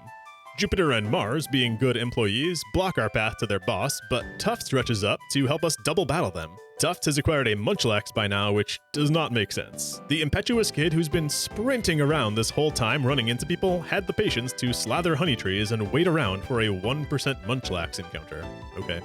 This fight is like a scratch-off ticket. 2 silvery Bronzors, scratch to reveal your prize. I revealed a Skuntank who hurt with Flamethrower. After hesitating on who to send in, I decide that Boogie's Surf can be valuable against both opponents. Unfortunately, Tufts sends in Ponyta. That's just a sacrifice I'll have to make. I gracefully allow him 1 turn to live by rain dancing first, but he actually takedowns himself out of the fight, giving me carte blanche to surf. This might be the best fight in the game, y'all. It's easy to cheese most double battles, but when our second is AI, they get tough and strategic. Tufts heals us up afterwards, then runs to fetch Professor Rowan while we're left to fight Cyrus. First, the lake Pokemon teleport in response to Dialga's distortion. They've regenerated their crystals, or seemingly recalled them like boomerangs because it causes Cyrus's red chain to crumble, and the three are able to subdue Dialga just like they did in the days of creation. Cyrus didn't like that. Cue the boss music. His crow is now evolved like ours, and LT hurts it before Cyrus swaps to Gyarados. 2 can play that game though. I swap in my Gyarados killing machine, who still does take 2 turns to win because of his negative attack power. Cyrus's Sneasel is now a Weavile, but that's quick work for LT, who picks up close combat off the XP to become even more glass cannony. The return of Honchkrow is boogie business, then his final Crobat actually hurts the team a lot before I send in Arthur to finish the job. Dialga's been chilling through all of this. It looks mad. Dawn and Rowan show up thanks to Tufts' summons, but rudely they leave us to self-heal before the next fight. Turns out Tufts is more nurturing than the girl and the father figure. Dialga is no threat though because LT has close combat. 1 use puts it in the red, and 1 more combat is overkill to send this Giger freak back to its evil dimension. This is simply not the kind of Pokemon that should be captured and used against others. After the fight, Dawn tries to trick us into going home, but don't listen to the siren. Run up top for an adamant orb, then still don't leave. Escape roping will miss some content here. If we return to that side cave where a grunt was blocking the exit, we can leave through that tunnel for a Dragonclaw TM. I don't have a user for it, as there practically exists none, but I wanted to bring it up. It feels nice to be done with this stretch. We've been in overdrive for a few hours now plot-wise, but now we can take a breath and close out the game at a more relaxed pace. First, let's fly to Celestic Town and speak to Cynthia's grandmother, who now shows us a photograph of Palkia, the only way to get the other game's box legend in our Pokédex. And we can fly to Veilstone to check in on Team Galactic. The one commander we didn't see on the summit, Saturn, has been left in charge of the organization with the other leaders vanished. He was chill with us rescuing the lake Pokemon earlier. He seems to be a level-headed dude who just got caught up in the wrong crowd. Saturn admits he kinda got indoctrinated by Cyrus's confidence, but did not agree with what was going on at Spear Pillar, so he seems like a good man to be running things now. I do like how Game Freak wrote dialogue about the future of Team Galactic and then allowed us to come find that ourselves. So, I didn't catch Dialga because we already have the Steel slot filled on our team, but we don't have a Psychic Pokemon. It's time to bin Arthur Job and head to Valor Lakefront, where my sights are on Azelf. They kept the 3 lake Pokemon somewhat distinct with their stats and also their learn sets. Azelf is my favorite for attacking, plus a great user for the Flamethrower and Thunderbolt TMs that I stashed from earlier. Welcome Nokia to the team. It will learn extra sensory in just 1 level, so I'm not eager to blow my Psychic TM on it. And frankly, it's more of an electric type than anything else the way I used it. I even have it hold a magnet. And with that, let's pursue the League Challenge once again. The route to Sunishore City is now open if we head east from Route 213's resort area. This is a lovely, open, not muddy, not snowy, not cave route. A perfectly average route after the hell we've been through recently. The game continues to throw tons of Gyarados at us, which I'm pleased we finally have someone strong enough to one-shot. Pachirisu is just not the right guy for it. On the beach, just before Sunishore City, a fisherman wants us to catch him a record-setting high IV Remoraid. Another rare quest that I'm just not doing. Listen, I've done every stupid iteration of this quest for 5 games straight, and it has never been worth it. They're gonna need to offer a leftovers to get me to do this again. And I'll note, they're still consistent about including 1 Honey Tree per route through the late game, even though Honey Tree Pokemon come at such a low level. I think they think we were really going to be jazzed to hunt for a Munchlax all game long, but they just put too many obstacles in the way to make that fun. As we enter Sunishore City, a 3rd power plant-based area, this one around solar power, Flint of the Elite Four says hello. Like the gym leaders, it's nice to see the Elite Four rocking in the free world and not just cooped up in the league building 24/7, but this encounter is kind of weird. Flint just comes to find us to tell us to battle Volkner as if we weren't going to. So step into the lighthouse to whip Volkner back into doing his job. And the binoculars here give a sweet view of the Pokemon League building far away in the mist. Meet Julia in a house here who will give you 1 ribbon per day for one of your Pokemon, but only starting the day after we meet her. There's a whole house full of NPCs here to remind us how exciting the underground is. Totally a feature we still remember exists, yep.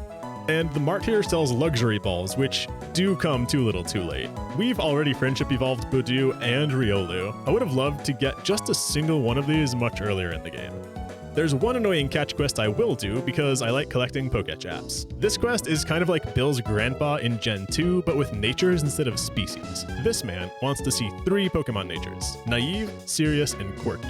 Now, part of why I allowed myself to catch all those unknowns earlier was because I knew this quest was coming. I figured between them and my regular playing, surely I'd have the 3 natures covered by now. Well, Arthur Job is Serious, and my unknown V, who I totally use like a kettlebell, is Quirky, but somehow I'm still missing a Naive Pokemon. My heart was not in this task, but I thought back to the dang Roserade guy and went back to Route 222 with Quick Balls to fish, where Roserades are a 45% encounter. Y'all, the very first thing I hooked was the Naive Roserade of Miracles. Unfortunately, she was still nowhere near the record size for that quest, but still. I brought all 3 Pokemon to the man for 3 new apps, including the most fun app of all, this chunky pixel art maker. Look, I drew a Ghastly from behind. Then we're free to challenge the gym. It's a breath of fresh air to do something normal after all the tense action sequences. Lieutenant LT Smash has coverage here through Earthquake, but Deprecious resists electricity and generally one-shots neutral foes with Petal Dance, so she gets a lot of action as well. Against Volkner, his Raichu is fast enough to put LT in peril, but miraculously, LT acts before his Luxray and not only gets to attack, but survives a crunch so he can Earthquake a second time to win. I let Boogie sit up against his Ambipom. His Octillery? Nice agility baton pass, bro. Swift Swim still has us going first. Boogie does lose thanks to a full restore, but Daw finishes off the Octillery and then takes a big dump on Volkner's Ambipom to win the match. Now, 2 of those Pokemon were not even partially electric types. I'm personally so okay with this. Giving them electric moves, even as off types, adds strategic depth and prepares us better for the Elite Four, where they've always done this in every game. And it also insulates against us sweeping with a Dugtrio. I like the looser type regulations. To my surprise, nobody catches us as we step outside to direct us toward the Pokemon League. I guess the game is just done holding our hand after the Spear Pillar. We gotta find Jasmine, who's here on a trip because of her neurodivergent hyperfixation on lighthouses. Or maybe she was delivering the secret potion to Cynthia that Cynthia gave us earlier. Jasmine gifts us the Waterfall HM, which I would have preferred to Surf for a long time now on Boogie. He doesn't one-shot many foes, but he has the speed to always be going first, so the flinch chance on Waterfall will serve him well. Of course, there are plenty of Waterfall errands, but none of them are super compelling like previous HM gates were. The important task I do now is visit the Veilstone Game Corner, picking up a silk scarf for Goldfinger to carry now that I don't really need pickup for anything. Then it's up Route 223 toward Victory Road, a short surfing route. Now, I've heard people be mad that surf speed is slow, but the water routes are all pretty short in this game, and there's so much less water than Gen 3, I don't have any issues myself in that regard. Much more problematic than move speed are the Tentacruel encounters that are slipping through my repels because their levels run so high. I still say the one fix to make water sections not stink is to just take random encounters off of surfing, confine them to specific tiles the way that grass does on land. I started to notice my team being suddenly underleveled after keeping pace with the game for most of it. Trainer Pokemon are now a couple levels above mine when historically they've been a couple below. It seems like the developers were expecting us to get slightly more lost fighting wild encounters in Mount Coronet than we did and sit close to 50 here, while instead I'm only just reaching 44. Victory Road is medium length and pretty fun this time, but I keep getting into wild encounters despite repel, so I took that as a sign to actually fight them, and I did grind a couple of levels, just enough that encounters stop and that problem solves itself. Note that Steelix is catchable in the wild here. This is the second time all franchise that they've let us play with a trade evolution in single player, the other being Ricky, the traded Machamp back in yellow. I've still personally never touched any of the other trade evolutions. One interesting piece of loot here is the Razor Claw, which can evolve a Sneasel, but I want it on egg prices to further increase his critical hit ratio. In combination with the high crit ratio Night Slash he learns at level 45, egg prices should have close to 50% crit chance, which lets me use him as tech against stat changes. We've got to skip this one door that a man cryptically guards, but remember it for later. And soon thereafter, we're outdoors, waterfalling up to the Pokemon League building. Before we head into the Elite Four, let's keep with tradition and give the team a report card based on their performance so far. Deprecious has been absolutely fantastic all game, even as a Badoo thanks to early Mega Drain and Hidden Power. Aside from Diamond and Pearl being relatively friendly to Grass type overall, her stats are solid and Sludge Bomb added some versatility in combat. Egg prices, I almost want to say was stronger as a Murkrow. The speed he lost in evolution really hurt since his defenses are so low. As long as he gets to act, he will KO his foe, but sometimes he only gets one chance per combat after taking a big hit. His move pool is pretty shallow, so I've been rocking Roost as a 4th move and just never using it. I warmed up a lot on Boogie once I realized that Rain Dance lets him tear through neutral matchups. He is confined to just water moves, but that mitigates the downsides of the HM burden, and I've been able to rely on him many times when someone else got KO'd in a fight, and I just needed somebody that I could trust to land a final blow. Goldfinger is fine. It took a lot longer than I expected for Return to surpass Strength and be able to one-shot some flimsier foes, but it still takes her 2 hits against most enemies. I should have realized now that I possess the 400k for Giga Impact, but that kind of thing is hard to notice when you've been in the mindset of, I'll never afford that all game long. Her speed is a big asset. I thought Lieutenant LT Smash would tear this game wide open. Through the long hiatus that I took from playing the Pokemon franchise, Lucario was one whose name and image snuck into my awareness, which I thought was because of his dominant power level. He does have crazy offense and a wide learn set. He looks good on paper, but fighting type is not great in the meta because a lot of the steel types are psychic and the dark foes fly. LT is so slow and the opponents have such good coverage that he gets KO'd way more than I expected. And Nokia is a powerful little guy. A better electric user than Arthur Job ever was, sorry Pachirisu, and having a strong fire move on the team finally gives me coverage for the 1000 Bronzors of this game. We haven't got much of Nokia in combat yet, but the stats and coverage have me pretty excited. As we go to challenge the Elite Four, Tufts surprises us with a battle. He's been keeping pace with us this whole time, getting badges, so it makes sense that he'd be a powerful competitor to us now. Let's see what team he's managed to assemble through the late game. His Staraptor is fully evolved. These things are dangerous with Brave Bird and close combat, but Nokia was built to handle this. Heracross is still around, losing to high egg prices. His Ponyta has finally evolved and doesn't even outspeed Boogie before the Rain Dance. His Fire Blast does a whopping 16 damage, and a single waterfall gets me there on the crackback. I know to punish his Roserade with physical moves thanks to knowing Daw's own weaknesses. It takes 2 returns, but Goldfinger does me well here. Close combat from LT one-shots his evolved Empoleon, but that awkwardly leaves my defenses lowered going into Snorlax. Fortunately, close combat is strong enough for that not to matter, and Tufts is cleanly handled. The Elite Four are much tougher yet, with levels ranging up to 66 compared to my 50 going in, so it did take a few attempts to figure out what works in some of these fights. I cleaned it up for the camera, but of course Game Freak doesn't expect players to plow through the Elite Four. You will mess up, and it's fine to use max revives. The item exists for that reason. Aaron is our first opponent, and it's nice to see that they dignified bug type with an Elite Four membership. Smart to do so in the game with very few fire types. Goldfinger handles his Dustox, though she gets toxic in the fight. Then Egg Prices fortunately dodges the Stone Edge from Heracross to get there in one fly. A crit for good measure. I'm a little worried Vespiquen will buff up with defense orders before Egg Prices can win, especially as Aaron full restores, so I'm happy that he switches out to Drapion. To can play that game, I send out Lieutenant LT Smash, who takes a couple of Earthquakes to win, but resists his attacks well.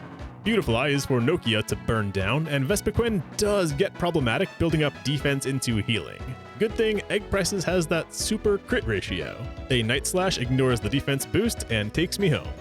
The ground-type Bertha is next, whom Deprecious could probably solo.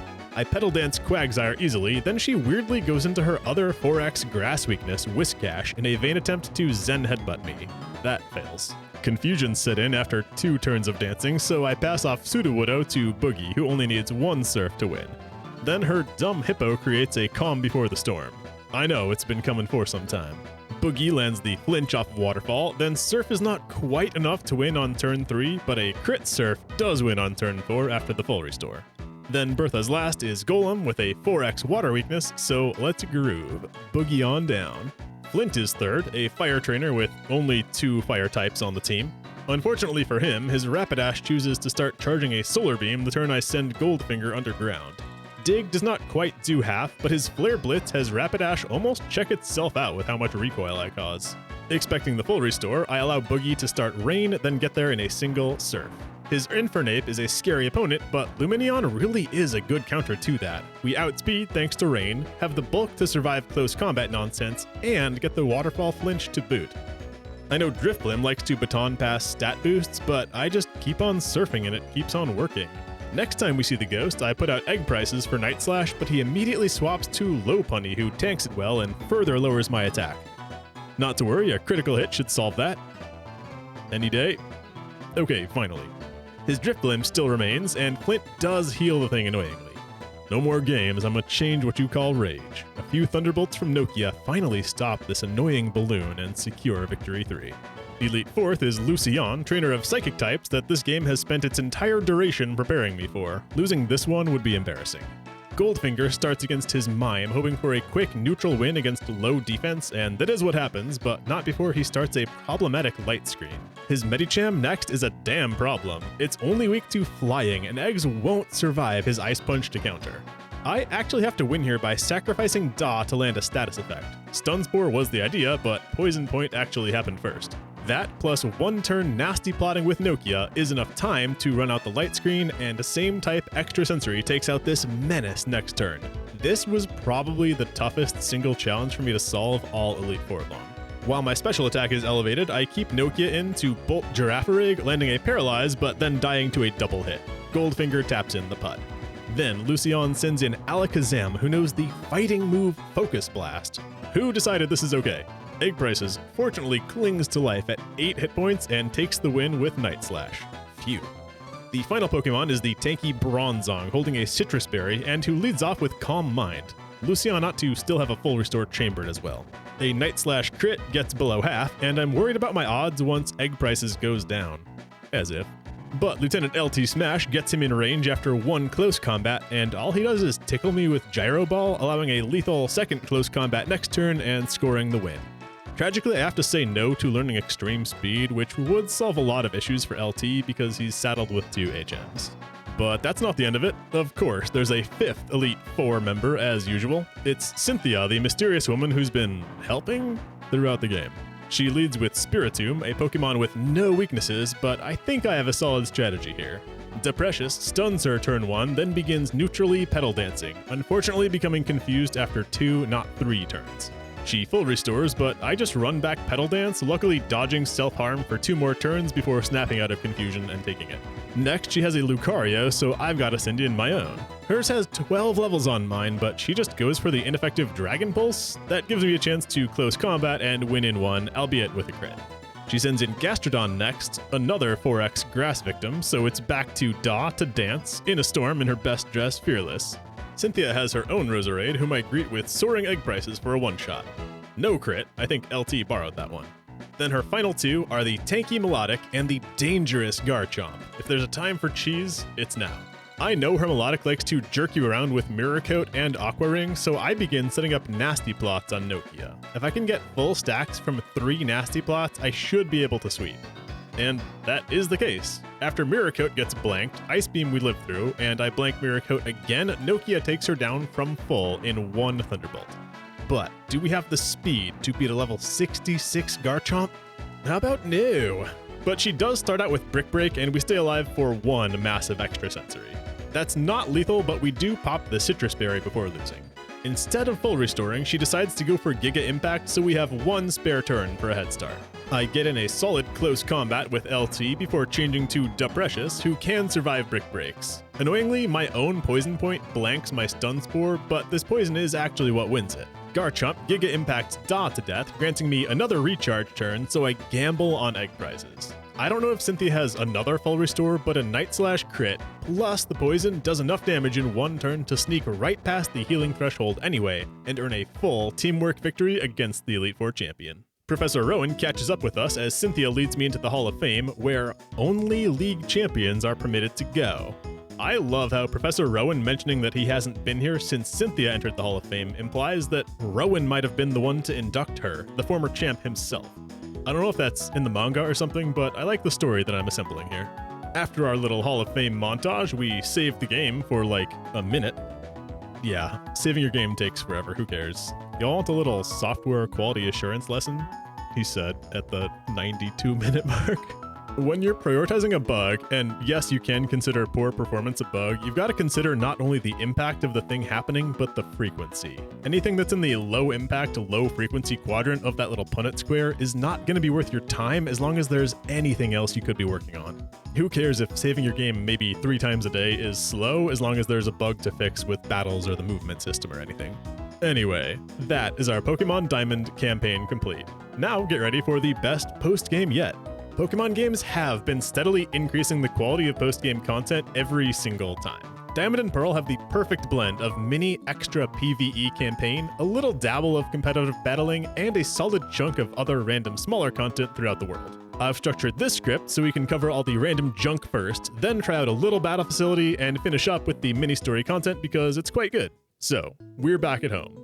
Mom directs us explicitly to the ferry in Snowpoint City, and implicitly to see Professor Rowan about our Pokédex progress. I wanted to start by visiting Rowan to unlock the national dex, but I ended up 2 Pokemon short. This is a common issue. A lot of people will miss Unknowns in the Solaceon ruins because who cares, and they'll miss getting the other game's Boxheart legend from Cynthia's grandma after defeating Cyrus. But what I'm missing are just the other 2 lake Pokemon that I never bothered meeting, so let's go grab those. I will say, the scripted dialogue from Professor Rowan after you meet Mesprit comes off incredibly awkward when that's the last thing missing in your Pokédex. The writing did not account for this edge case. So, with that handled, Rowan says thanks, and Professor Oak shows up to activate National Mode on our Pokédex. This specifically is what ungates a lot of the new Gen 4 Pokemon that I was sad to find that I couldn't use during the campaign. I did finally notice the size of my purse now and flew to Veilstone to pick up Giga Impact for Goldfinger after fighting the slow UI to buy casino coins for several minutes straight. Giga Impact is a 150 power normal move that makes you rest the next turn like Hyper Beam, but physical type. Giga Impact is fantastic, and it absolutely would have bumped Goldfinger's letter grade higher if I bought this when I could first afford it. Sorry for leaving you in the cold like that, bud. We can return to Pal Park now, though they did force me to get there on foot again for another Professor Oak encounter. The Pal Park is just for transferring Pokemon in from GBA cartridges though, so not something I'm able to do. Well, that was fun. We can visit BB now for a gift Eevee, finally giving us something to do with those mossy and icy rocks. Turns out we need a free party slot to accept the Eevee, though. These games have been flip-flopping on whether or not you need a free spot to accept a gift Pokemon. Figure it out. If we visit the mansion on Route 212 now, there will be a special rotating daily Pokemon available in the back garden. I rolled Igglybuff today. I love the implication of this. Mr. Backlot will brag that some Pokemon is there even though it's not, and his butler has to go rush and stalk the garden so that he's not a liar. It's not like he actually saw Igglybuffs. We can find Professor Oak again in Eterna City, having met him in the Pal Park to get an upgrade for evolving Porygon, who's one of those new mansion Pokemon. We can revisit the old chateau in Eterna Forest, where Gardenia mentions a sinister ghost. That ghost is a Rotom hiding in the television. I had a quick ball, so I caught this one just for the heck of it, but Rotom gets heavily expanded in Platinum versions, so I won't give it much airtime now. Then there's a super disturbing plot in Canalave City. One boy is locked asleep in perpetual nightmare by a dark force. The ferry captain who formerly took us to Iron Island will now drive us to Full Moon Island, where we encounter the legendary Cresselia, which sets her off roaming the land like Mesprit. Cresselia drops the lunar wing we need to save that child from nightmare. There is no prize for doing this, tragically. But that captain can now take us back to Iron Island, where Byron's in the formerly empty house to give us a metal coat. But because Steelix is already catchable, this is just for Sizors. This next bit of content is rather large. The man blocking the east exit from Victory Road is no longer there, opening a new companion section with Marley and her Arcanine. We're taking on trainer levels many higher than our own. I feel like Marley's Arcanine being level 57 is a benchmark for where we're expected to be at. So after taking down a relatively challenging series of trainers, I avoided exiting the place on purpose so that Marley remained to heal me after every encounter. Marley and me grind wild Pokemon for an hour until my team matched her at 57. Her Arcanine is kind of annoying. It rarely attacks, preferring to use Helping Hand, which it does even on turns it knows that's a waste, like while Goldfinger is recovering from a Giga Impact. But that brief grind did feel necessary, and it got me to a comfortable place where Repels will function for the rest of the postgame, so I'm happy we did it. Then only after Marley leaves are we able to go back and surf to loot the cave, and of note are leftovers. After that, it's back outside on Route 224. This is a pleasant grass route with some loot and a handful of challenging trainers, but it's ultimately a dead end. This whole zone was just battles and loot, no actual plot. So, I flew to Sunny Shore, remembering to follow up with that ribbon girl who made us wait a day. She asked me to make her cry, and they didn't have the entire lyrics to What Was I Made For, so I just said depressed, and she gave Boogie a sadness ribbon. What is this? Just something funny to show your friends? My next stop was the resort area, where the game director has something for completing the Sinnoh Pokédex. It's a cute certificate. I love this. The way it slides from the top screen to the bottom as though he's handing it to us is a nice touch. And while we're here, a new path has opened up in the trees to the east. A secret 4th lake is accessible in the bottom of a crater called Sendoff Spring. The cave down here has a bunch of pillars, same as the top of Mount Coronet, because Dialga and Palkia's evil secret 3rd sibling lives down here. I don't really understand how this place works. It's procedurally generated, and we have to find 3 rooms with a pillar in them before we enter 30 rooms total. I generally just went to the opposite door once or twice going adjacent when I felt spicy and made it through in like 15 rooms. The Bronzong encounters in here did get up to level 66, but no repel is saving me from that, so I didn't bother trying to outlevel them.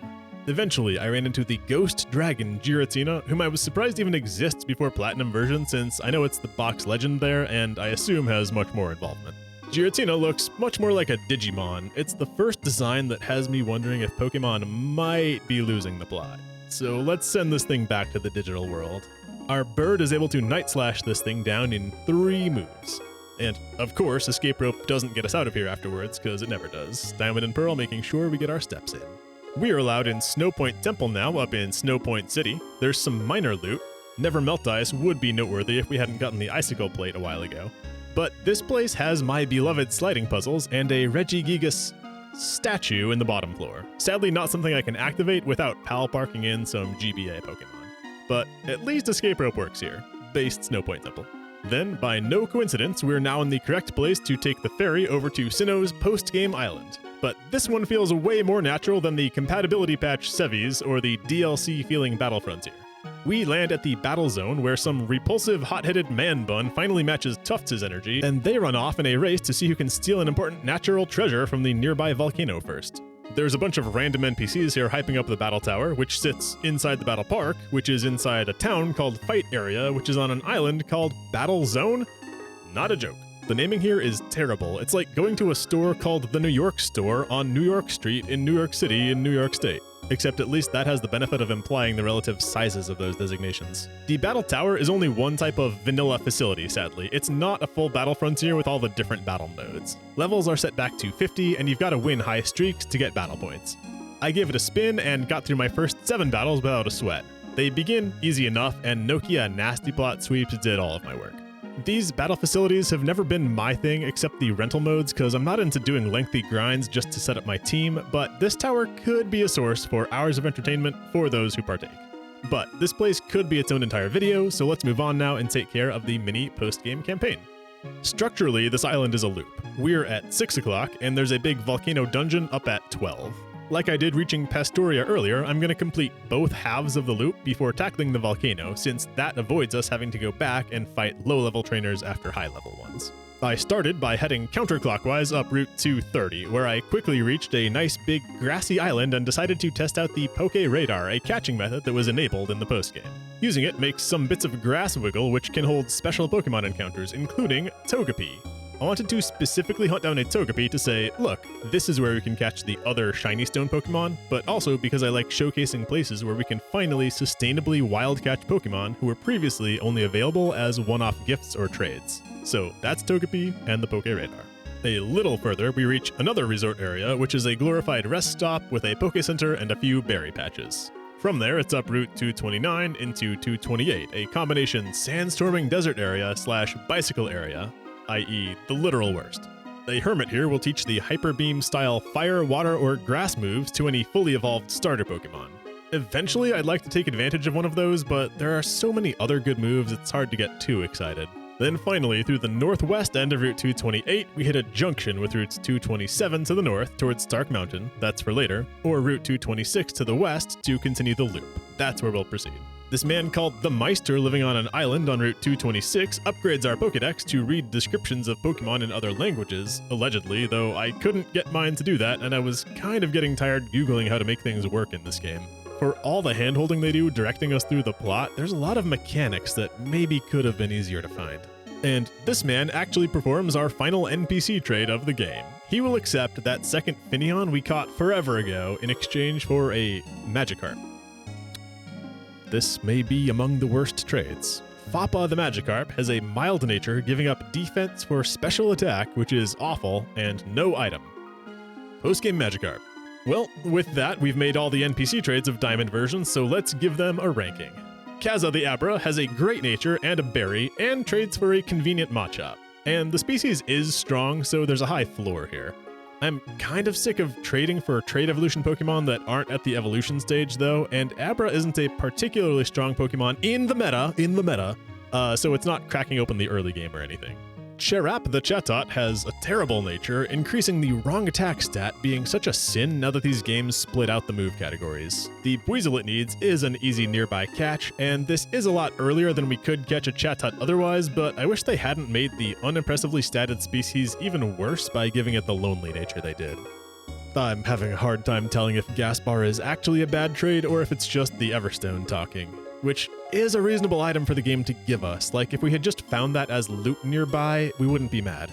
And receiving a Haunter who can't evolve really isn't better than receiving an Abra. He's got a great nature, and the needed Medicham is catchable just prior. This could be pathological demand avoidance because I know y'all want me to flunk this guy, but I'm truly okay ranking this up there with the Abra when I think about it logically.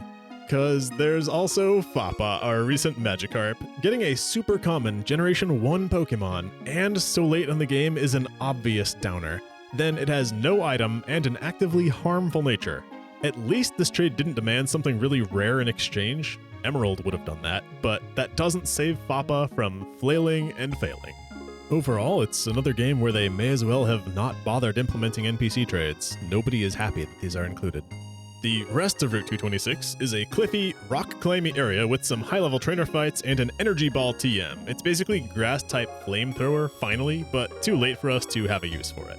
And through the west end of Route 226 is the Survival Area, a funny way of saying yet another rest stop mini-town. We can meet Buck's grandpa here, who gives some lore on Stark Mountain. Sounds like the long-ago volcano kind of became a Pokemon, who was in turn kept under control by a Magma Stone. The very thing Tufts and Buck are in a race to steal.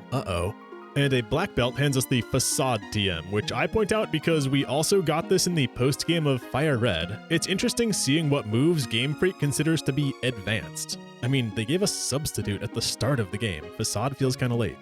From here, Route 225 connects the survival area back to the fight area. As we complete the loop, a fisherman finally gives us the Super Rod. This unlocks some interesting catches like Relicanth and Wailord, but at this point, it's more about completing your decks than adding anyone to your team. With the loop of easier content complete and the team around level 60 now, it's time to head up Route 227 at the north end of the map. I'm realizing Sinnoh is laid out kind of like Skyrim, frozen stuff in the northwest and central, but Solstheim and that big volcano to the northeast. Route 227 is chill. Ash falls gently from the sky and it's very dim. I'm almost getting horror vibes here. Run into Tufts taking a breather, and for some bizarre reason, Crasher Wake is here resting with him. The only explanation for Wake's presence I can muster is maybe the old woman in this house is his mother that he was visiting? Is that canon? I mentioned how we got all of the held items in pairs. Well, our first fire item of the game is finally here. Charcoal with the flame plate on its way in just a minute. Not to be salty, but legitimately, why is this given at all if it's so late? Do they want us to trade this charcoal on a Pokemon into our friend's new game or something? Because held items aren't even permitted in the Battle Tower, and it's not helping anybody defeat Heatran. Ah well. Push on into Stark Mountain, a geographically huge area that will tear through your repels, but it's not particularly convoluted. We run into Tufts, who apparently just lost a fight to Buck. Tufts says he's got to get stronger. Oh well, that's what the Battle Tower is for. Is someone going to tell him you don't earn XP in the Battle Tower? This is a writing oversight. A few steps further, and suddenly Buck wants to team up for a companion area with us. There's a lot of rock climb loot in here that we're not allowed to grab while he's with us, but don't double back once he leaves, because we actually have to walk through here again alone anyway later, so there's no need to worry about getting that stuff now. Buck's Pokemon is a Claydol who plays relatively defensive, and there are some challenging high-level trainer battles to tackle with him. After carrying Buck through the zone and up a long ladder, he ditches us at the finish line to go claim the treasure, as if he earned it.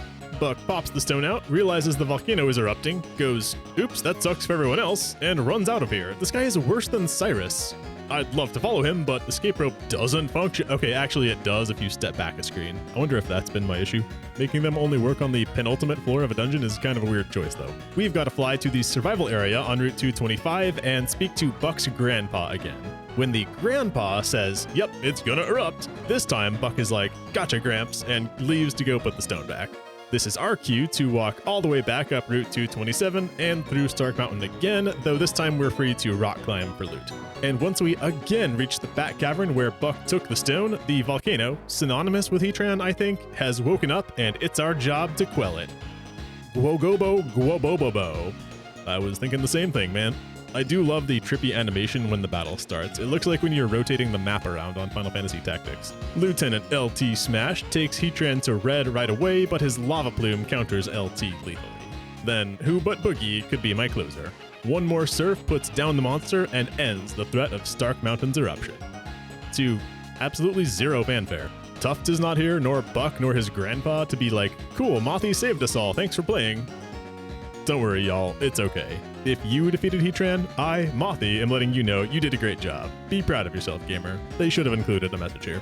As one final battle, Tuft will now hang out at the gates to the Battle Park, where he can be refought once every Saturday and once every Sunday. Thanks to the levels we've gained in the postgame, the first time I fought him here was no tougher than our fight at the Elite Four gates. His levels range up to 64 now, but that's just his Empoleon, not a scary foe, and none of them even hold a Citrus Berry. There is one final rival fight if you want to grind for it. After beating the Elite Four 20 times, this encounter upgrades. All of Rival's Pokemon will be 10 levels higher with a couple of changed moves. Snorlax loses Rest for Brick Break and Body Slam for Giga Impact. Empoleon trades Shadow Claw for Ice Beam. He already had endgame movesets, so it's more of a shuffling than a strict power increase as far as moves are concerned. And as much as I love a grind for content, this is one I'm okay describing and not achieving myself. By the time you grind out 20 more Elite Four victories, it's not even going to be a challenge, so. As one final bit of content I missed earlier, swarms have been unlocked as a new source of Pokemon. Ever since we got the national dex, I think. If we visit Sandgem Town, Dawn, standing outside Rowan's lab, tells us to speak to her little sister. If we speak to that sister, then watch the TV, that sister will tell us what the news said about a swarming Pokemon each day. In my case, Surskit were swarming at Lake Verity, so I flew home and checked the lake grass and sure enough found a level 2 Surskit. I would have loved this mechanic to be opened before the game was over if it was going to gate any of the new Gen 4 Pokemon, which it does. It's the same as what they did to Slugma and Houndour in Gen 2. Or even worse, because we don't even see opponents with these new Pokemon anywhere in the game. So there you go. Gen 4 is just Gen 2 2. Let's pass judgment on this game. First of all, I loved it. The difficulty is higher than any previous game. Trainer levels stayed just barely under my teams for most of my run, then hit a bit of an inflection point at Victory Road where they shot up and actually surpassed mine. I suppose there was no one battle quite as hard as the Steven battle at the end of Emerald version, but it was a more consistent difficulty throughout, which definitely felt better to play rather than easy, okay, grind for a while and struggle hard against one mega boss. It is weird to me why the game held our hand so much with the step-by-step instructions of where to go next in context of the higher battle difficulty. Is your game supposed to be hard or not? Their answer felt inconsistent. I was underwhelmed by the constantly being told where to go by some random NPC running on screen. My favorite part of the game was finding our way to Pastoria City just because it's the only time we got to choose where we go. And like I said before, there was usually only one place we could travel at a time anyway, so we didn't need NPCs telling us to go to that one place. If we had multiple options, sure, then I'd appreciate Barry telling us which direction holds game progress. The incorrect routes might have had an optional dungeon, or let us make a little progress before an HM gate stopped us naturally. Conversely, because we didn't have multiple options, I think they didn't need to keep telling us where to go, you know? For all the multiplayer features this game was built around, God forbid a kid needs to ask his friend where to go next. The new batch of Pokemon are really strong, but I'm not sure if that's their designs I liked, or that this game did a much better job exposing us to the new Pokemon consistently. Generation 1 was, of course, all new Pokemon at the time. Then in Generation 2, half the Pokemon we battled and could catch were still Gen 1 Pokemon. That was understandable. But when Gen 3 still had us fighting Machops and Zubats and Tentacools consistently, I was really getting sick of seeing the same Game Freak favorites retrodden again and again. And of course, Gen 3 also included the Kanto remakes for even more of those Pokemon. Gen 4 felt like the first time since Red and Blue that the game was really encouraging us to catch and play with a new set of Pokemon. They even did a good job making sure the ones they did include weren't the same batch all game. Except maybe Bronzor, but I mean that was a Team Galactic mascot and they kind of get a pass. Maybe Game Freak realized this themselves, that the Sinnoh experience felt complete and fresh with only half of the new Pokemon being playable, and that's why they kept Radar and Swarm Pokemon confined to the postgame. Maybe they actually looked for encounter tables to squeeze them in for us and decided that would dilute too much of what was already in place. That's what I'll tell myself, because otherwise I am a little salty that so many new species didn't even appear in the game. Power creep is getting out of hand. Close combat and Brave Bird should not exist. I did come to appreciate defensive Pokemon thanks to Lumineon, and yet I feel like he might have only been strong from the fact that there were so few electric opponents the whole game long. I would love to turn to more strategic movesets as a counter to the aggression arms race. Maybe actually run setup moves like Agility, Dragon Dance, Bulk Up. But that's something we're discouraged from doing while there are 9 HMs we have to distribute on a team of 6. That means you'll have about 3 Pokemon with 2 move slots tied up a piece. There's not a lot of room for utility moves at that point.